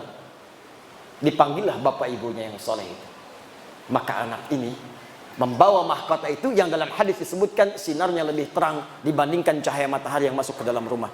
Maka dipertontonkan di seluruh penghuni langit dan bumi, dipakaikanlah oleh anak itu di atas kepala kedua orang tuanya. Kami ada sekolah di Bekasi, namanya Al-Ihsan Islamic School. Anak-anak TK-nya diberikan manhaj menghafal Quran. TK-nya membaca dengan benar, diberikan dasar 2 juz. SD-nya nanti 30 juz. Wisuda di Mekah dengan di Madinah. Kemarin waktu pengukuhan untuk TK, baru TK bapak ibunya dipanggil. Wisuda baru juz 30 masuk juz 29. Wisuda bapak ibunya didudukan di atas kursi, anaknya diberikan mahkota-mahkotaan dari kertas. Dipakaikanlah mahkota itu oleh anak TK di kepala bapak ibunya. Jatuhlah air matanya pada saat itu. Hanya mahkota buatan, hanya yang terbuat dari kertas bisa menitikan air mata di kedua orang tuanya. Maka Anda bayangkan bagaimana di hari kiamat mahkota itu nyata diberikan di kepala kedua orang tuanya. Saya mau katakan kepada Anda hari ini, demi Allah saya katakan, sekarang banyak orang tua mengejar untuk mendapatkan itu. Ibu-ibu yang kelihatan mungkin kata orang dia miskin. Demi Allah saya mendapatkan ada sebuah kejadian yang luar biasa. Keluarga yang kelihatan sederhana, bapaknya kuli bangunan, ibunya hanya bekerja di sawah, ngambil-ngambil suluh. Masya Allah, masak-masak. Tapi kalau Anda kunjungi, makanan dihidangkan. Hampir tidak pernah tidak ada makanan ketika tamu datang. Dan dengan bangga mengatakan, Alhamdulillah, Abi diberi nikmat banyak oleh Allah. Setiap pekan datang, setiap bulan datang, membawa uang 500 ribu. 500 ribu dalam kondisi sekarang disebut banyak karena berkah keluarganya. Tahukah Anda, ibunya itu hafal Al-Quran dengan 7 riwayat. Disuruh di sawah. Bapaknya kuli bangunan hafal Al-Quran, anaknya hafid semua. Anda di mana pada saat itu? Itulah orang-orang yang sering disebut dalam pandangan manusia. Mereka tertawa melihat mereka. Nanti akan tiba di hari kiamat, ketika banyak orang menertawakan di dunia, mereka akan berbangga di hari kiamat. Karena mampu. Anda kalau cuma di Palembang hebat, di Indonesia hebat, yang bangga pada Anda orang Indonesia saja. Di akhirat semua penduduk langit dan bumi dipertontonkan dengan semua itu. Maka di mana anak-anak Anda? Nggak apa-apa, silakan. Jadikan mereka ahli fisika, matematika, jadi dokter, jadi insinyur. Tapi jadikan insinyur yang hafal Quran, dokter yang ahli Quran, polisi yang ahli Quran, tentara ahli Quran. Quran datang di tempat kita, berkah akan turun. Al-Quran turun lewat malaikat, dipilih malaikat, langsung naik status jadi Sayyidul Malaikah, Jibril. Quran diturunkan pada Nabi Muhammad, naik status Sayyidul Anbiya wal Mursalin. Quran turun di satu malam, naik status Lailatul Qadar. Quran turun di hari Jumat, Jumatnya Sayyidul Ayyam.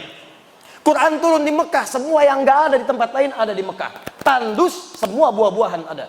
Tandus, semua makanan ada. Datang orang ke sana, Quran turun, berkah. Pindah ke Yathrib, Yathrib berubah jadi Madinah. Madinah kota peradaban indah.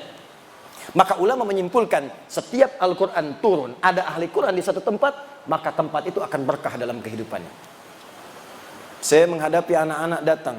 Itu kalau anak-anak hafid-hafid kecil itu, biasanya kalau dia datang ke Bekasi pengen cek hafalan, saya lihat Masya Allah bapak ibunya luar biasa. Ada yang kasih penghargaan, berangkatlah haji, difasilitasi oleh kerajaan Saudi, ditunjuklah kami menjadi Amirul Hajj. Begitu berangkat saya kira siapa yang saya pimpin, ternyata kebanyakan ahli Quran.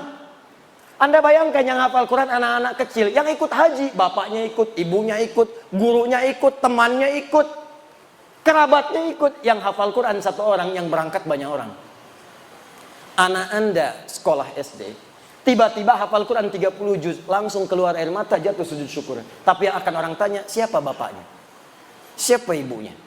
Siapa gurunya? Yang hafal anaknya, yang disebut sebagian orang-orang sekitarnya. Itu baru dunia, akhirat mahkota. Begitu diberikan mahkota, kata Al-Qur'annya, ya Allah, Allahumma zidhu, ya Allah, tolong bedakan fasilitator dengan penghafalnya.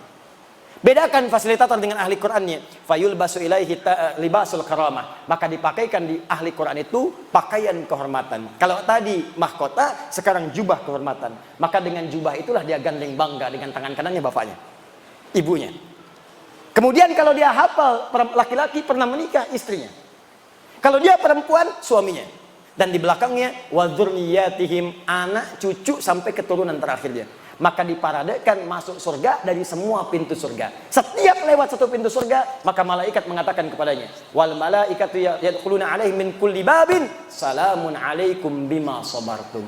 Mereka mengatakan, selamat bisa masuk ke sini karena Anda sabar saat di dunia. Sabar.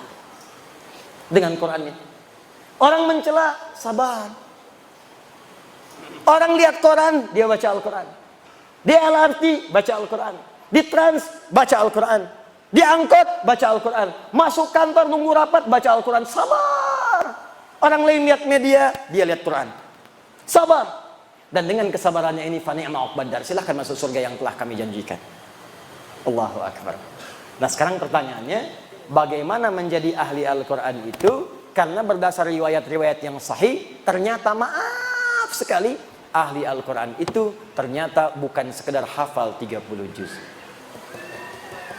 Ada hafal 30 juz, tapi disebut bukan ahli Al-Quran. Yang menyampaikan itu langsung sahabat Nabi, Abdullah bin Amr bin As. Awas, nanti saya sampaikan kisahnya. Ada yang hafal cuma satu surat, disebut ahli Al-Quran. Tapi yang paling hebat, hafal 30 juz, dan itu disebut dengan ahli Al-Quran. Nah pertanyaannya, siapa ahli Al-Quran itu? Bagaimana cara mengamalkannya? Itu yang terakhir kita bahas. Nanti yang terakhir, paling akhir, saya tunjukkan bagaimana mengamalkan apa yang telah kita ikhtiarkan. Bagaimana kemudian wafat menjadi ahli Al-Quran insya Allah. Ini bagian terakhir pembahasan saya. Siap insya Allah? Ya. Baik. Sebelum saya buka pembahasannya, yang tadi itulah yang terbaik di antara amalan-amalan yang lain. Sebab ahli Al-Quran itu kalau sudah rajin dengan Qurannya, dia pasti tahajud. Karena itu perintah tahajud kemudian disandingkan dengan bacaan Quran. Dalilnya Quran surah 73 ayat ke-20. Ya, setelah Allah mengatakan bangun malam, tunaikan tahajud, maka dibuka dengan kalimat faqra'u ma tayassara minal Quran. Dalam tahajud itulah baca Quran yang biasa engkau bacakan. Yang ringan-ringan baca. Yuk kita kembalikan. Khairukum Man ta'allamal Qur'ana wa 'allama. Nabi menyampaikan yang terbaik di antara kalian dari sekian hamba yang soleh, dari sekian hamba-hamba yang hidup di bumi adalah orang yang mau belajar Al-Quran dan mengamalkan apa yang telah ia pelajari itu. Hadis ini kata para ulama mengandung dua hal sekaligus. Pertama adalah mempelajari Al-Qurannya, kedua adalah mengamalkannya. Dalam mengamalkan pelajaran Al-Quran ini ada 3 jenis yang bisa kita lakukan. 3 ini yang menjadikan seseorang disebut sebagai ahli Quran. Jadi kalau bapak ibu ingin jadi ahli Al-Quran, maka caranya ada 3. Ada berapa? 3. Saya ulang, caranya ada 3. 1, ada yang disebut ahli Quran, ahli qiraat. Ahli Quran, ahli qiraat, yang senang membaca. Baca. Qiraat. Jamaknya qiraat. Jadi untuk menghafal, Allah berikan kemudahan, tapi dia senangnya baca.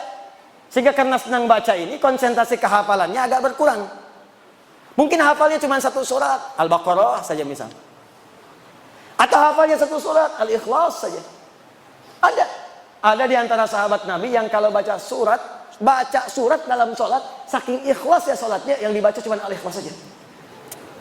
Al-Ikhlas terus, Qul huwallahu ahad, Qul huwallahu ahad, Qul huwallahu ahad, sampai diadukan oleh sahabat yang lainnya. Ini hadis sahih, nyata. Ketika diadukan pada Nabi, ya Rasulullah, si fulan kau bacanya itu melulu. Jadi imam, Al-Ikhlas. Jadi imam, Al-Ikhlas. Sampai makmumnya pun sudah paham. Begitu mau sholat, pasti Al-Ikhlas.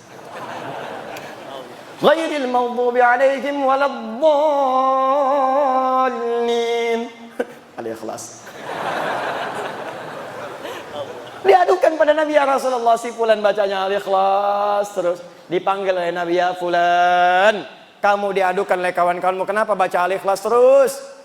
Kata sahabat ini, ya Rasulullah, ana uhibbullah ta'ala, saya mencintai Allah. Saking cintanya dengan Allah, saya senang baca surat Al-Ikhlas karena kecintaannya kepada Allah.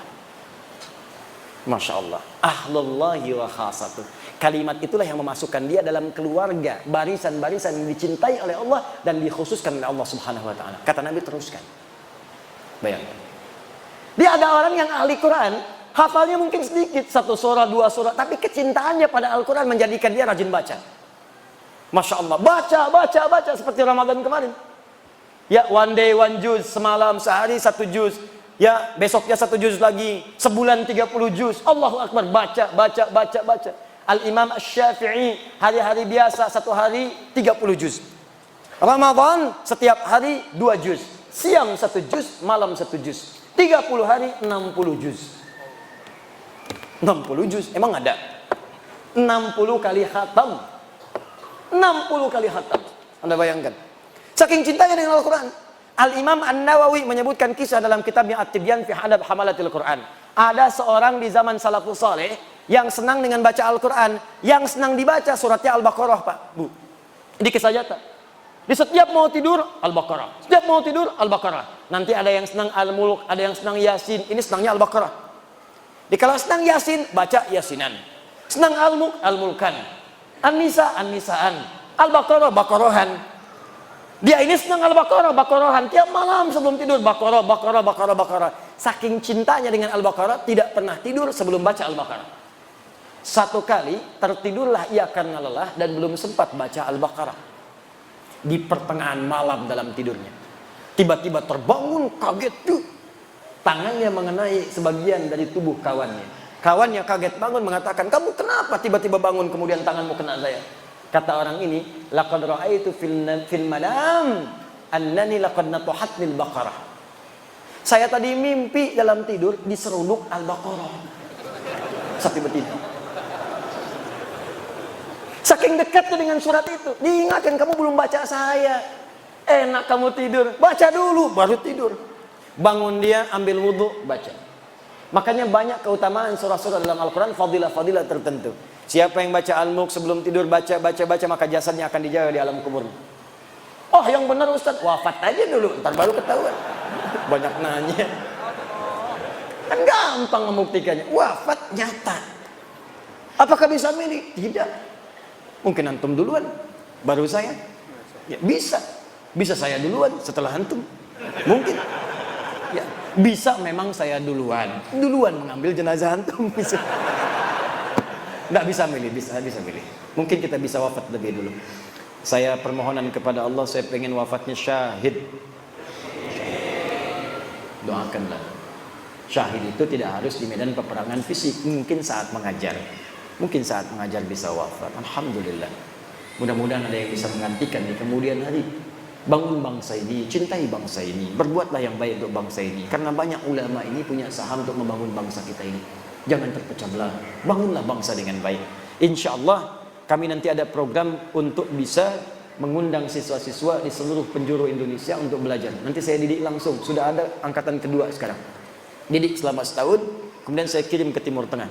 Alhamdulillah nanti yang sudah lulus ke Sudan dalam waktu dekat, nanti orang Sudannya datang akan dibawa langsung ke sana untuk belajar khusus ya. Di Sudan ada 25 orang, di Turki ada 13 orang, di Madinah ada murid kami juga di sana, di Al-Azhar ada. Terakhir saya sebelum kesini di hotel langsung ditelepon, alhamdulillah atas keagamaan di kedutaan Mesir minta CV kami. Kemarin kami bersama 2 orang syekh dari Mesir, dan insya Allah akan diberikan kuota beasiswa di Al-Azhar 50 sampai 100 orang. Kita pilih putra-putri terbaik bangsa kita, belajarlah ke sana, pulang jadi ulama. Harus ada ulama dari Palembang. Palembang itu sejarahnya penuh dengan ulama. Syekh Abdul Somad Al-Palembangi itu ulama hebat, mufti di Makkah Al-Mukarramah, mufti generasi dulu. Syekh Ahmad Khatib Al-Minangkabawi dari Minangkabau, punya murid-murid punya dari Jawa. Siapa? Di antaranya Muhammad Darwish, kelak dikenal dengan Syekh Ahmad Dahlan, Al-Habib Ahmad Dahlan, pendiri Jamiah Muhammadiyah 18 November 1912. Siapa lagi? Syekh Muhammad Hashim bin Ash'ari, pendiri Jamiah Nahdlatul Ulama 31 Januari 1926. Ada lagi kerabatnya di Banten, Syekh Nawawi Al-Bantani. Itu orang-orang hebat semua. Ada Syekh Yasin Al-Padangi, yang kalau kemudian dalam orang-orang haji itu biasanya bawa air zam-zam, ngasih pakai kaos oblong, pakai sarung. Tidak tahu kalau orang itu mufti. Begitu tiba waktu sholat, memberikan fatwa di Masjid Al-Haram. Allah ya Rabb, hadirkan alim ulama insya Allah dari Sumatera Selatan di kemudian hari, yang selevel dengan ulama-ulama dulu. Ayo belajar. Bangun bangsa ini, bangun daerah kita, supaya keberkahan diturunkan oleh Allah Subhanahu wa taala. Tadi hidayat orang sekarang, ilmunya baru sedikit, masa depan tantangan banyak. Anak bapak ibu yang harus jadi lebih baik daripada saya. Ayo belajar ke sana. Ayo tumbuhkan semangat, bangun cita-cita. Maaf, kalau cuma jadi ahli pertanian, banyak dari IPB. Arsitek insinyur banyak di ITB. Dokter banyak di UI. Ulama dari mana datangnya?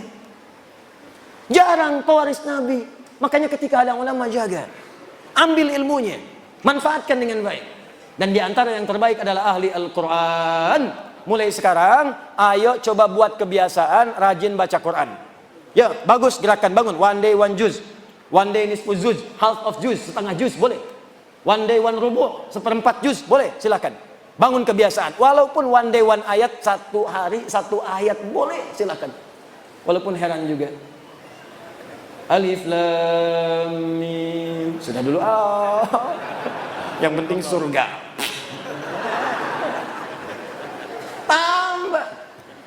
Tambah. Ya. Nah, membaca ini nanti mengantarkan pada kemuliaan yang kedua. Kedua, ada ahli Quran, rajin mengkaji Al-Quran. Bacanya sedikit. Nggak seperti yang lain 1 juz sehari. Dia ini sehari paling banyak 10 ayat. Tadi masih ingat hadis khairukum man ta'allamal Qur'ana wa 'allama. Diriwayatkan oleh Abu Abdurrahman As-Sulami dari Ali bin Abi Thalib radhiyallahu taala anhu dari Nabi sallallahu alaihi wasallam.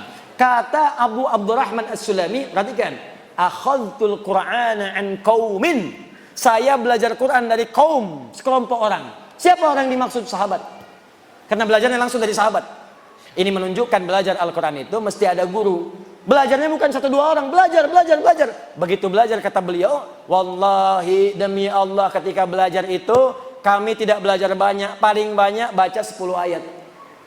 Walam natajawaz anha, dan tidak pernah kami melewati 10 ayat itu illa annaquma bi'amaliha, kecuali kami mengamalkan dulu apa yang telah kami pelajari. Dibacanya nggak banyak. Alif Lam Mim sampai wa ulaika humul muflihun.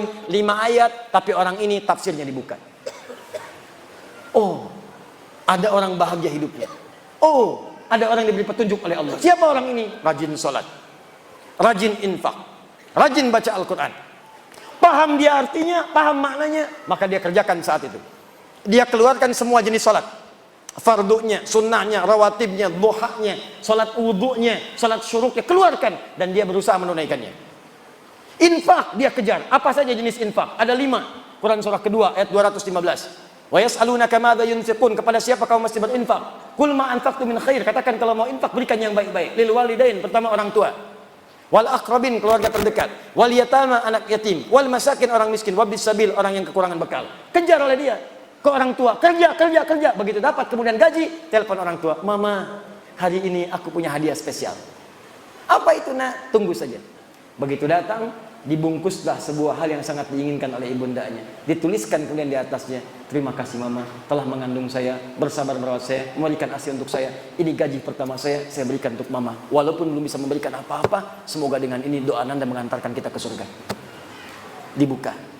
Masya Allah. Begitu dibuka, handphone terbaru. Bukan. Dipeluk anaknya. Nah, bukan karena handphonenya, tapi karena cintamu kepada mama. Mama ridho dengan engkau. Ini ambil aja handphonenya. Yang penting engkau mencintai mama. Sudah cukup mendoakan kita untuk ke surga. Berpelukan keduanya, mengalir air matanya, dan hadirlah di situ nilai-nilai kemuliaan. Itulah infak terindah. Bacanya cuma 5 ayat, tapi ngamalkannya yang luar biasa.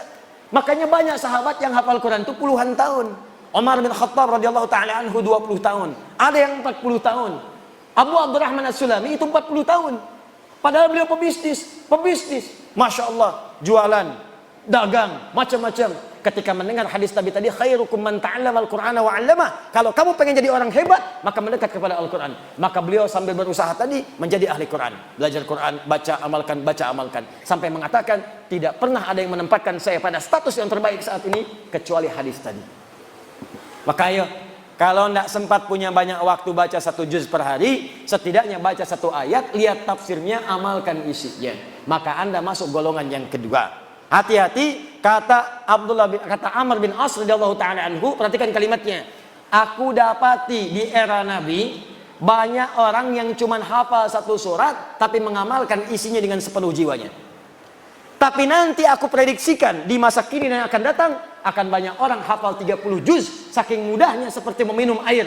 Air itu diminum tidak ada hambatan, masuk langsung. Kata Amr bin As, ya ada orang yang akan hafal Quran semudah meminum air, tapi sangat berat dalam mengamalkannya. 30 juz hafal, tanya halaman, tanya ayat, tanya nomor, tanya posisi, hafal semua, tapi mengamalkannya begitu berat. Hati-hati. Dia hafal ayat tentang bersikap baik. Awas, hati-hati. La yasraqu minkum, jangan saling mencela. Tapi mengamalkannya sulit. Dia hafal ayat jangan berselisih, wala tafarraqu, hafal ayatnya, tapi mengamalkannya sulit. Hanya karena 1 kunut, 1 tidak berselisih, padahal ayatnya hafal. 1 bismillah jahar, 1 sir berselisih, padahal ayatnya hafal. Ada terjadi seperti itu? Ada. Berarti prediksi sahabat itu benar. Maka kalau ingin jadi ahli Quran, pilihan pertama banyak membaca, pilihan kedua menelaah, yang ketiga ini yang paling hebat. Orang yang mampu menghafal Quran selama hidupnya dan berusaha mengamalkannya. Orang ini disebut dengan hamilul Quran. Hamilul Quran. Orang sekarang menyebutnya hafid. Orang dulu tidak menyebut hafid. Karena hafid itu orang yang hafal hadis 100.000 hadis dengan sanadnya plus matannya. Orang-orangnya sampai ke Nabi dan isinya 100.000 disebut hafid. Tapi kalau hafal Quran dan mengamalkannya disebut hamilul Quran. Orang yang mengandung Quran dalam dirinya. Ibu hamil mengandung maka akan menjaga kandungan. Makan makanan yang baik, ya, cari yang bergizi, dijaga perilaku supaya bayi yang dikandung itu baik, sehat keluarnya, janinnya bagus, bayi bagus. Maka orang yang mengandung Al-Quran pun akan menjaga Quran dalam dirinya. Dia akan menjauh dari yang haram, menjauh dari perkataan yang buruk, dan dia kejar untuk mendapatkan status yang terbaik. Itulah yang paling indah. Nah, saya ingin tutup. Saya ingin ajarkan dengan cepat bagaimana menghafal Quran 30 juz dengan cara yang cepat. Insya Allah kami berdoa kepada Allah diberi jalan isyarat dari Al-Quran langsung, menghafal Quran langsung dari Al-Quran. Kita sudah coba, alhamdulillah ada keberhasilan. 30 hari 30 juz. 30 hari 30 juz. Saya pernah coba utak-atik, coba itu paling cepat 30 jam. Kalau mau diatur waktunya sepekan 7 hari 30 juz. Ya paling lambat 30 hari 30 juz. Bagaimana cara mendapatinya? Nanti saya tunjukkan beberapa anak-anak. Nanti saya tinggalkan satu staf di sini karena kita nanti akan ada gerakan untuk seluruh wilayah di Indonesia, khususnya yaitu menjadi ahli Quran, menjadi ahli Al-Quran. Target kita setiap tahun 100.000 orang paling minimal. Saya tidak tahu apakah Anda akan menjadi bagian dari itu kembali kepada Anda masing-masing. Tapi kami buka, kami sebarkan ya supaya semuanya menjadi bagian yang terindah menurut pandangan Allah Subhanahu wa taala. Malam ini saya akan tutup dalam 10 menit ke depan. Nanti saya tunjukkan selama 5 menit adik-adik kita yang hadir pada malam hari ini. Nanti saya tunjukkan mereka yang sudah berusaha menghafal Quran 1 juz, 2 juz, 3 juz, bukan sekedar menghafal tapi dengan nomornya, dengan posisinya, dengan ayatnya dan seterusnya. Dan nanti satu saat saya tunjukkan langsung orang Palembang sendiri dari Muana Enim, anaknya 7 tahun dia hafal Quran 30 juz. Dengan nomornya, dengan ayatnya, dengan posisinya, dengan topik ayatnya. Ayat ini berbicara tentang apa? Ini berbicara tentang apa? Dan seterusnya. Nanti insya Allah anak ini akan berlatih khusus. Nanti kita akan undang di sana. Sekarang dia menyiapkan anak yang paling kecil, yang masih bayi, disiapkan jadi ahli Al-Quran. Ya, dari daerah yang mungkin tidak pernah Anda nampak dalam kehidupan. Masya Allah. Ya, saya tunjukkan sebentar. Iqbal. Ini kalau sudah jadi ahli Quran, yang lain mudah. Kami komunikasi pakai bahasa Arab terus. Jadi setelah jadi ahli Quran, ini bahasa lain lebih mudah, bahasa Arab. Nanti mereka akan belajar 5 bahasa. Bahasa Arab, bahasa Inggris, bahasa Jepang, bahasa Mandarin, kemudian nanti ada bahasa Latin. Ini mikrofon. Tani, wahid fakat. Ana ismak Karim, masmuk, assalamualaikum. Ismak Karim? Ali Fatil Mubarak. Min ain ant? Min Bandung. Ini dari fahimtum? Paham insyaallah? Arif nafsak, arif nafsak bil Arabiyah. Nah. Ana min Bandung, ismi Alwi Fatil Mubarak. Bandung, min Bandung. Bandung itu lampu merah, sanuan dikit. Namanya Ali Fatil Mubarak. Kan umrah? Umurnya baru 21 tahun. Ya, wahid wa 20, 21 tahun. Baik, nanti kita cek ya hafalan Qur'annya. Kita ambil contoh yang ringan aja karena kita mau malam, kita ambil juz 1, juz 2 yang sedikit-sedikit lah ya. Supaya saya ingin tunjukkan aja pelan-pelan bagaimana kita bisa mendapatinya. Ya Alwi, umur 21 tahun. Ya. Bisa bahasa Indonesia? Baik. 21 tahun. Ayat 21. Ya ayyuhan nasu ubudu rabbakum alladhi khalaqakum walladhi min qablikum la'allakum tattaqun. Surat apa itu? Ayat? Ayat 21. Posisi? Kiri tengah. Kiri tengah. Balik 12. Ala innahum mufsiduna walakin la yash'urun. Posisi? Kanan pertengahan. Kecepatannya 1 detik ya. Kalau di bawah 1 detik saya anggap gagal. Baik, 25. وبشر الذين آمنوا وعملوا الصالحات أن لهم جنات تجري من تحتها الأنهار كلما رزقوا منها من ثمرة رزقا قالوا هذا الذي رزقنا من قبل وأتوا به متشابها ولهم فيها أزواج مطهرة وهم فيها خالدون. Posisi? Kanan paling atas 45. يا أيها الذين آمنوا استعينوا بالصبر والصلاة إن الله مع الصابرين. 45. Ya. Gagal. 45. واستعينوا بالصبر والصلاة وإنها لكبيرة إلا على الخاشعين. Ayat yang mirip dengan itu. Ya ayyuhal ladzina amanu ista'inu bis-sabri was-salah innallaha ma'as sabirin. Ayat berapa? 153. Posisi? Kanan paling bawah. Baik, teruskan. Kita main matematika. 4 kali 5.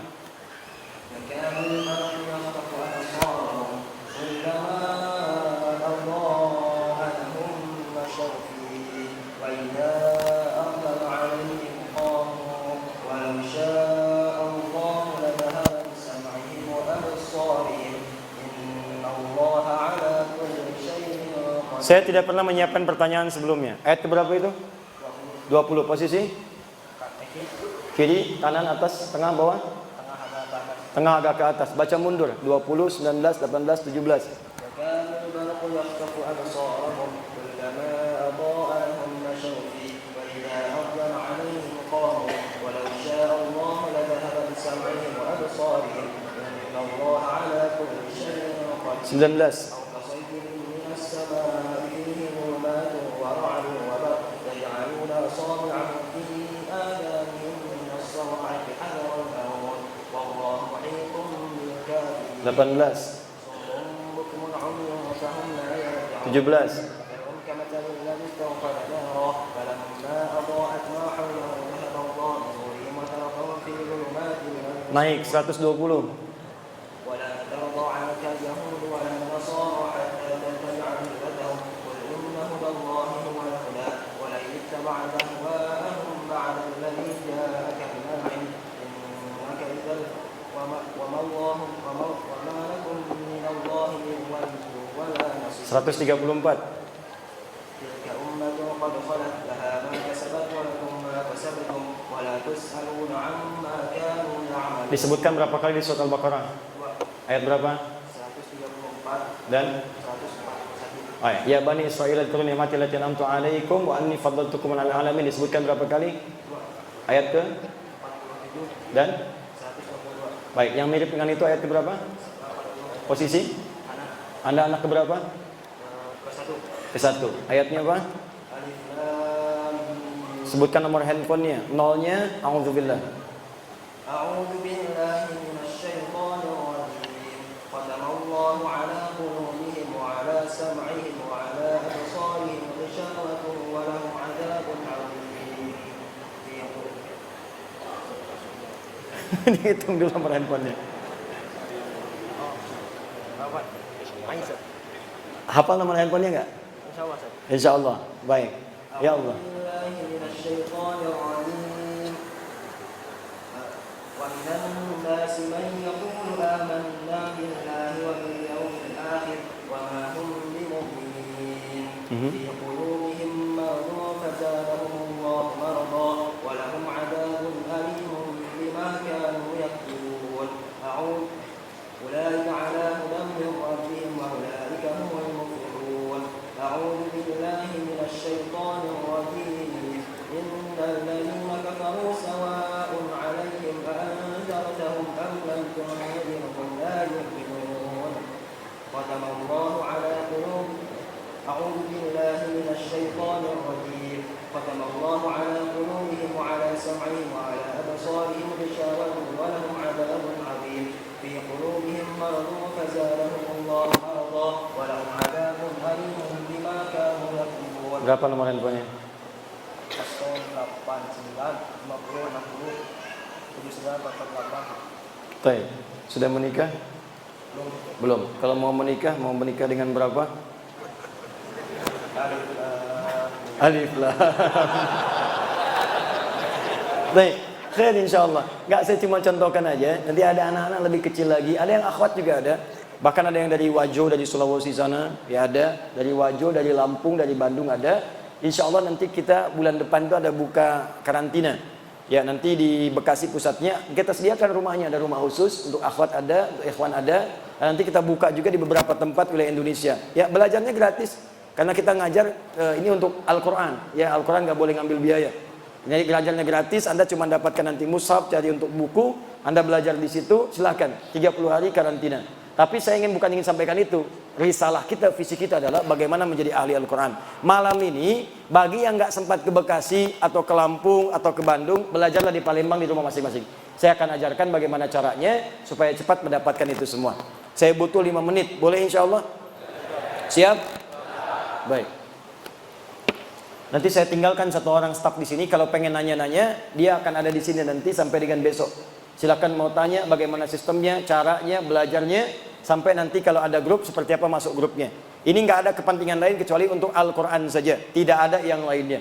Karena itu kalau Anda ingin jadi ahli Quran silakan gabung. Tapi kalau ingin cari dunia jangan coba-coba masuk karena Anda hanya akan kecewa. 1. Saya ingin sampaikan pertama, kalau ingin memulai menghafal Quran, maka biasakan dulu untuk berusaha membaca dengan lancar. Itu akan memudahkan. Baca dulu, jangan buru-buru, tenang saja. Bahkan ketika Nabi ingin cepat-cepat bisa baca hafal Quran, kata Allah malah jangan buru-buru. Quran surah 75 ayat 16 sampai 18, paling kanan sebelah bawah. La tuharrik bihi lisanaka lita'jala bi. Muhammad, jangan cepat-cepat gerakan lidahmu untuk cepat menguasai bacaannya. Inna alaina jam'ahu wa qur'ana fa idza qara'nahu fattabi' qur'ana. Kami yang akan himpun Al-Quran dalam jiwamu, cukup ikuti bacaan yang membacakan, kamu ikuti, kami buat kamu mampu mengikutinya. Siapa yang bacakan? Jibril. Ini menunjukkan guru. Nanti kalau Anda benar menghafalnya, gak usah buru-buru. Nanti ada orang yang saat dibacakan, seketika Allah tanamkan dalam jiwanya, seketika hafal. Sekali saja. Di pertama, latihan baca dulu. Usahakan sampai punya kemampuan baca itu 1 juz bisa selesai dalam 20 sampai 30 menit. Usahakan. Kalau tak mampu 40 menit, 50 menit. Kalau bisa sampai ini 20, 30, 40, insya Allah akan lebih mudah hafal Quran 30 hari dalam 30 juz dalam 30 hari. Usahakan baca dulu, baca. Sekarang bagaimana cara menerapkan hafalannya? Pelan-pelan. Nanti Anda bisa di rumah nih, silakan praktekkan. Ya, Ashraf itu tidak datang ke Bekasi. Yang bimbing ibunya saja, di rumah sama ibunya, anak 7 tahun. Di rumah. Tapi konsisten, begitu dikerjakan hafal 30 juz dengan nomor, dengan halaman, dengan segalanya. Nanti insya Allah sesaat kita tunjukkan. Nah, setelah ingin memulai kemudian hafalan Qurannya, cari mushaf. Cari mushaf. Di sini ada mushaf, boleh pinjam? Bismillah. Alhamdulillah. Lihat sini. Oh, ini At-Taisir ya, jazakallahu khair. Ini At-Taisir. Ini mushaf yang kami coba hadirkan. Ini mushaf standar, mushaf Utsmani. Cuma nanti kami desain sisinya untuk memudahkan. Ada bagian kanan, kiri, nanti dengan tambahan-tambahan untuk memudahkan hafalan. Lihat sini, fokus. Setiap mushaf yang standar, baik menggunakan At-Taisir atau mushaf yang lainnya, itu insya Allah jumlah baris dalam halamannya itu akan sama. Setiap barisnya itu pasti ada biasanya, setiap halamannya 15 baris. Jadi kalau dihitung setiap halaman nih dari atas sampai bawah, itu jumlahnya umumnya pasti 15. Mushaf standar. Ya, hitung 1, 2, 3, 4, 5 sampai dengan ke bawah. Ada berapa baris? 15 baris. Rata-rata standarnya demikian. Kecuali nanti halaman-halaman tertentu. Seperti Al-Baqarah yang pertama, ya 1 sampai 5. Yang lainnya rata-rata 15 baris. Jelas? Baik. Tenang, sebentar. Dalam sehari, kalau ingin hafal 30 hari, setelah kita konsisten dengan 4 syarat utama dan sekarang akan masuk ke hafalan, maka teknis menghafalnya kurang lebih seperti ini. Perhatikan baik-baik. Dalam sehari ada berapa jam? 24 jam. Coba sisihkan 10 jam saja khusus untuk Al-Quran. Sehari berapa jam? 10 jam. Lihat, untuk 30 hari 30 juz.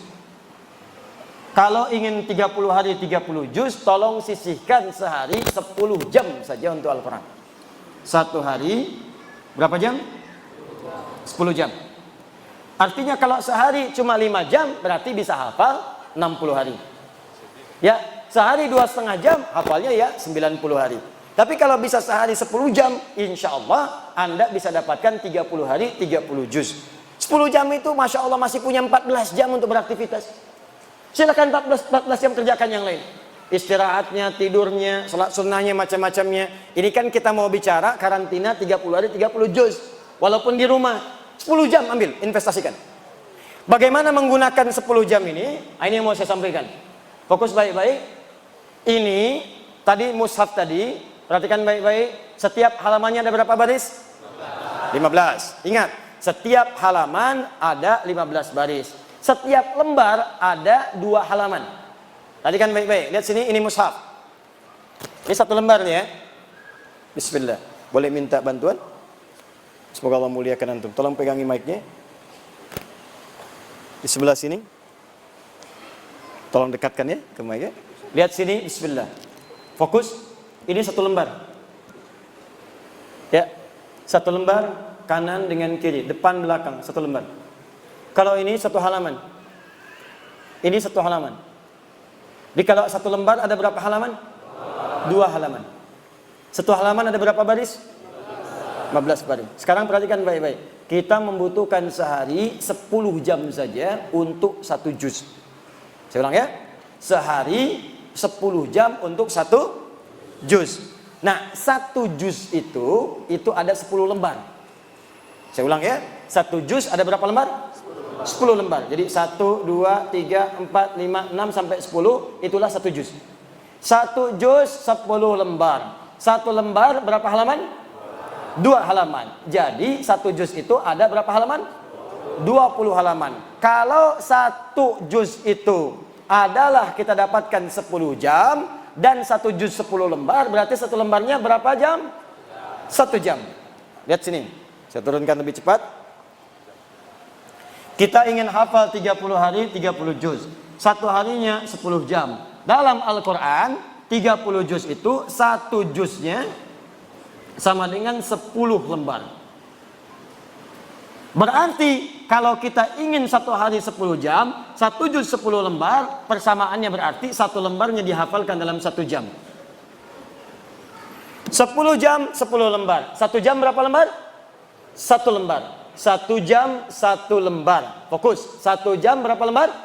1 lembar. 1 lembar berapa halaman? 2 halaman. Berarti 1 jam berapa halaman? 2 halaman.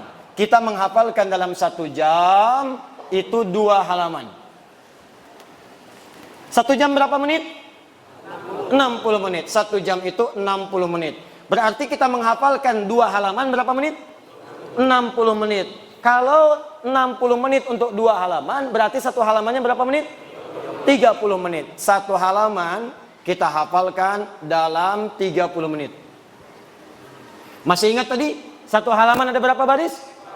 15 baris. Kalau 1 halaman 15 baris, berarti 1 barisnya kita dapatkan 2 menit. 30, lihat, 30 menit dibagi 15. 1 halaman 15 baris. Berarti dalam setiap 1 barisnya kita membutuhkan waktu 2 menit untuk menghafal 1 baris. 1 baris itu nggak banyak, 1 menit pun nggak nyampe.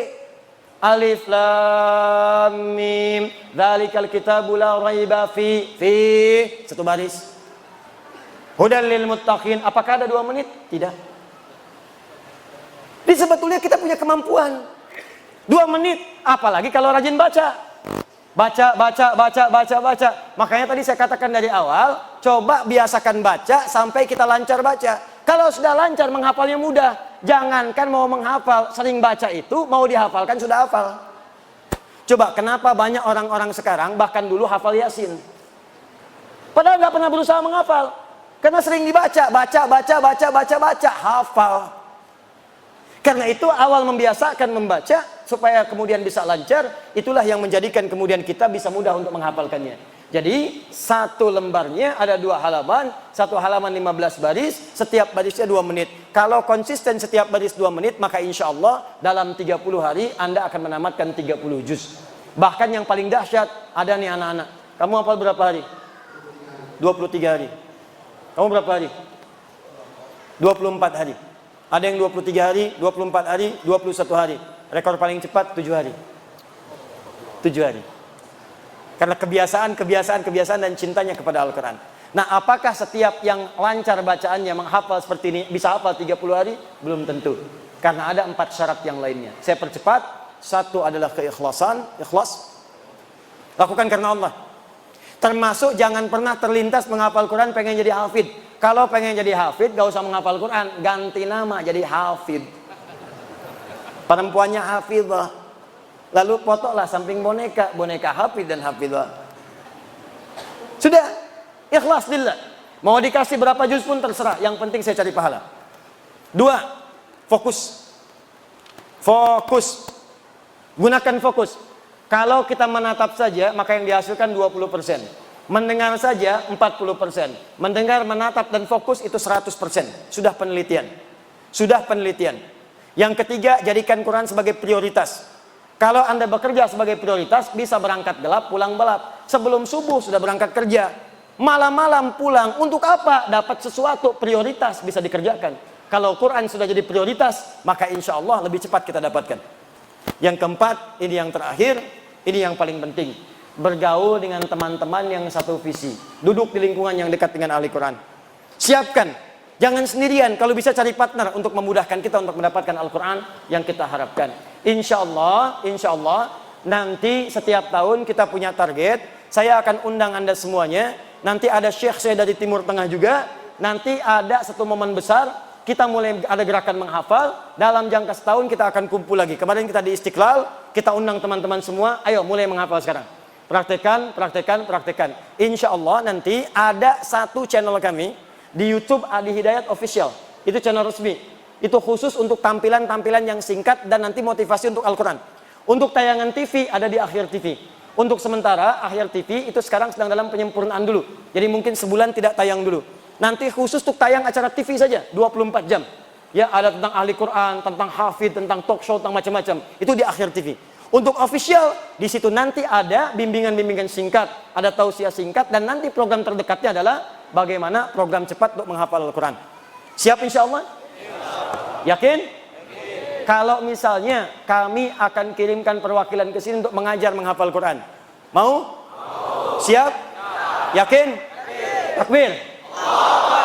Nanti kita akan diskusi dan mereka semua orang-orang ikhlas yang langsung kami biayai untuk datang untuk mengajar. Dan mereka tidak kami pernah berikan bekal. Kami berikan bekal pertama kali adalah jangan mengambil sepeser pun dari setiap yang belajar. Kecuali silahkan kalau ingin dapatkan bukunya, ada infak, ada apa, mushafnya kami cetak sendiri. Kami ada rezeki, kami cetak, kami bagikan gratis. Ya, buku-buku kalaupun ada bergabung silahkan. Tapi poin pertama, lakukan semua karena Allah Subhanahu wa taala. Jelas insyaallah? Baik, itu yang bisa disampaikan malam hari ini. Jadi kesimpulannya, saya ingin mudah-mudahan dengan izin Allah kita berjumpa kembali di surga kelak sebagai ahli Al-Quran, menghadap Allah sebagai ahli Al-Quran, bertemu Rasulullah sebagai ahli Al-Quran, dan kita mendapatkan janji Allah wafatnya husnul khatimah dan jasadnya dijaga oleh Allah utuh sampai dengan hari kiamat sebagai ahli Al-Quran. Saya ingin sampaikan terakhir, ada orang Turki hidupnya cinta dengan Al-Quran. Saking cintanya dia menuliskan mushaf dengan tangannya sendiri. Dia baca Quran dari situ sampai kemudian wafat. Singkatnya setelah wafat, ini kisah nyata. Setelah wafat, ini nyata luar biasa. Setelah wafat, mushafnya kemudian tidak ditemukan. Anaknya saat menunaikan haji di Madinah, tiba-tiba kemudian masuk ke satu toko, ditemukanlah mushaf bapaknya di situ dalam tulisan tangan. Heran, ini dari mana mushaf? Kata orang ini, saya temukan dari seorang penjaga kubur yang datang ke sini dari satu kuburan menjual mushaf ini karena menginginkan satu kebutuhan. Mana orangnya? Ketika dikejar bertemu dengan orang itu, dikejarlah. Dari mana kamu temukan mushaf ini? Kata orang ini, dari satu kuburan, saya gali di atasnya ada mushaf. Begitu diajak kemana? Di mana tunjukkan kuburannya? Diantarkan ke sana. Begitu dibuka, ternyata kelihatan jasad bapaknya masih utuh. Yang tidak banyak orang tahu, bapaknya ini dikuburkan di Turki. Tiba-tiba munculnya di Baqi di kota Nabi. Ini yang dimaksud oleh Nabi SAW, almar'u ma'aman ahabba. Seorang itu akan diwafatkan bersama yang paling dicintai. Kalau dia cinta dengan Rasulullah, dia akan bertemu dengan Rasulullah. Dia cinta dengan Al-Quran, maka dia akan disatukan dengan Qurannya dan menjadi syafaat untuk kehidupannya sampai kembali kepada Allah Subhanahu wa taala. Kita berdoa kepada Allah Subhanahu wa taala, mudah-mudahan Allah mengabulkan doa-doa kita dan semoga Allah Subhanahu wa taala memberikan kemuliaan kepada kita semua. Sebelum berdoa, sesuai janji saya supaya janji saya tertepati. Ya, supaya tidak meninggalkan masjid ini kecuali janji tertepati. Mohon 1-2 saja saya sebutkan ini supaya saya bisa jawab, janji saya tertepati. Yang lainnya nanti saya jawab dalam channel YouTube Adi Hidayat Official insyaallah. Tolong nanti disimpan ini ya di staf kami dan kita akan jawab supaya teman-teman bisa mengetahui apa yang ditanyakan. Assalamualaikum Ustaz. Assalamualaikum warahmatullahi wabarakatuh. Boleh rujukannya Ustaz? Kitab-kitab rujukan karya Mbah Hashim Asy'ari yang ringan untuk dipelajari. Adabul Alim wal Muta'allim. Kitab pertama ditulis oleh beliau. Beliau menulis 19 kitab. Kami punya 19 koleksinya, kami menghafalkannya. Kitab pertama Adabul Alim wal Muta'allim. Kitab adab penuntut ilmu, bagaimana cara mencari ilmu, bagaimana cara mengajarkan ilmu. Itu kitab bagus sekali, isinya hadis-hadis Nabi sallallahu alaihi wasallam karena beliau pun ahli hadis. Silahkan pelajari kitabnya. Kami mengajarkan kitab ini di Masjid Al-Azhar di Bekasi. Besoknya saya mengajar, malamnya saya bermimpi bertemu Gus Dur. Saya katakan, Gus, besok saya mau ngajar kitab ini. Beliau kemudian tersenyum. Itu saja. Kitab keduanya, Risalah Ahlus Sunnah wal Jamaah. Bicara tentang masalah akidah. Di situ disebutkan tentang akidah yang berlaku di tanah Jawa dan sekitarannya, dan akidah-akidah yang menyimpang. Misal, halaman ke-9-nya, Faslun fi Zuhuril Bid'ah fi Ardi Jawa. pasal tentang munculnya bid'ah di tanah Jawa, wal mubtadi'ina fiha wa intisyariha, dan orang-orang pelaku bid'ah dan penyebarannya. Apa di antaranya? Misal disebutkan oleh beliau, misal mohon maaf, wa minhum al-abahiyun. Di antara ahli bid'ah itu bid'ah akidah, bukan bid'ah fikih. Adalah abahiyun. Siapa mereka? Orang-orang yang bagus amalannya sebetulnya ahli zikir, cuman salah kesimpulan jadi konslet. Bagaimana konsletnya? Dia berzikir banyak sehingga menyimpulkan salah. Saya karena banyak zikir sudah dekat dengan Allah. Karena sudah dekat dengan Allah, maka tidak berlaku bagi dia la yantabiqu alaihi al-amru wan nahyu. Sudah tidak berlaku lagi perintah dan larangan. Allah perintahkan sholat, dia sudah nggak sholat lagi. Kenapa? Bagi dia orang sholat itu baru latihan. Kalau sudah dekat Allah nggak perlu sholat lagi. Ala bidzikrillahi tatmainnul qulub. Yakinlah dengan zikir kepada Allah, itu hati menjadi tentram. Aqimi sholata li dzikri, tunaikan salat supaya ingat kepadaku. Kata mereka, kami sudah ingat jadi enggak perlu salat lagi. Maka orang ini, kata beliau, orang ini aliran yang menyimpang, bid'ah dhalatun mudillatun. Dhalah, sesat dan menyesatkan. Jadi kalau Anda datang nanti bertemu syekh kiai pakai jubahnya lebih lebar daripada Batman, ya misal, ya, walaupun pakai pecinya bagus, Anda datang kelihatan ahli zikir. Tiba-tiba datang waktu zuhur datang, dia masih kemudian ngobrol dengan Anda. Anda tanyakan, Pak Kiai, misal, Ustadz, ini sudah zuhur, apa enggak sholat dulu? Lalu dia katakan, adik masih belajar. Kalau Yai, sekarang jasadnya ngobrol, ruhnya sedang sholat. Kata Mbah Hashim, itu orang menyimpang. Tinggalkan orang itu, karena dia bukan bagian dari Ahlus Sunnah dengan akidah yang benar. Nanti kitabnya banyak lagi. Kitab keempatnya An-Nurul Mubin fi Mahabbati Sayyidil Mursalin. Di kitab itu diajarkan bagaimana cara mencintai Nabi sallallahu alaihi wasallam. Dikisahkan kisah salafus saleh, dikisahkan para sahabat, dikisahkan bagaimana Ali bin Abi Thalib salatnya khusyuk sampai ada duri di kakinya, itu tidak menghalangi. Jadi ketika sakit, mau dicabut sakit. Kata seorang sahabat, saya tahu bagaimana cara mencabutnya. Biarkan, begitu sedang salat dicabutlah kemudian duri itu. Tidak pernah ada ekspresi berubah di wajahnya. Saking khusyuknya dicabut duri tidak terasa. Itu yang diamalkan oleh Imam Malik ketika mengajar. Saat mengajar tiba-tiba ada lebah menyengat di kepalanya. Saat sedang bacakan hadis tidak berubah posisinya walaupun wajahnya sudah memerah. Anda bayangkan, saya belum bisa begitu. Ya, sedang mengajar disengat lebah. Saya berhenti. Masya Allah. Itu diantaranya. Jadi kalau ingin belajar salat khusyuk, ingin belajar mencintai Nabi, ada banyak buku-bukunya. Silahkan dapatkan bukunya di toko-toko terdekat. Wallahu ta'ala a'lam. Saya mencintai para ulama-ulama kita. Saya berdoa kepada Allah sampai saya jalan. Saya pergi ke Aceh belajar nasab. Saya berangkat ke Pantura, menjejaki benar nggak sebetulnya ada Wali Songo. Saya ikuti satu-satu, saya pelajari. Sampai saya tiba di Lasem, di sebuah toko buku dekat Masjid Agung. Saya bermohon pada Allah, saya ingin menemukan kitab ulama kita. Dari jauh kelihatan satu kitab seperti ini besarnya. Ya, tebalnya seperti ini.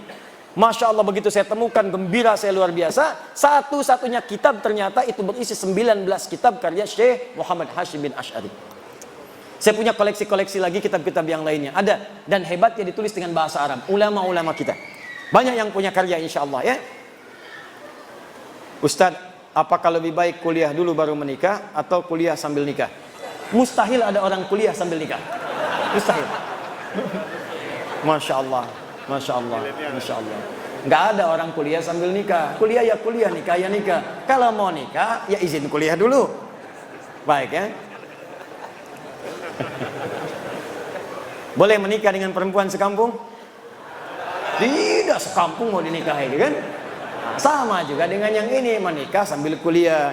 Maka saya sarankan, saya nasihatkan dengan hadis Nabi, ya ma'syaras syabab, yai pemuda-pemuda milenial, man istata'a minkumul ba'ata falyatazawwaj. Kalau sudah mampu, sudah siap, psikologisnya siap, untuk akadnya siap, kemampuan pernikahannya siap semuanya, falyatazawwaj, silahkan menikah. Itu lebih baik, lebih bisa menahan nafsu dan seterusnya. Kalau belum mampu, gampang, fa'alaika bisyam fa innahu kana lahu wijaun. Maka puasa.